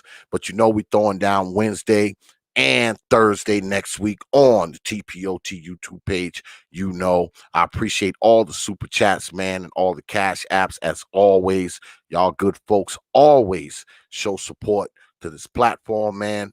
And I appreciate it, man. It is greatly appreciated as always. Make sure you keep it locked here, man. We got some good shows, man, coming through for y'all, man. And this one that we did tonight, I think we're going to go ahead and make this a series.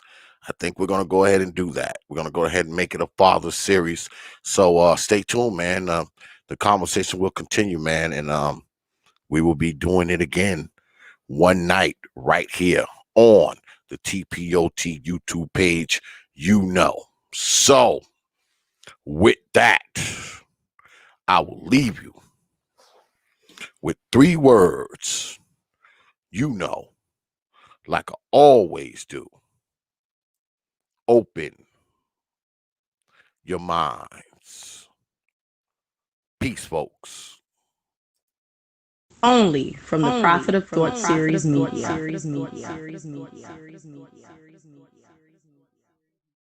You know, you know, you know, you know, you know.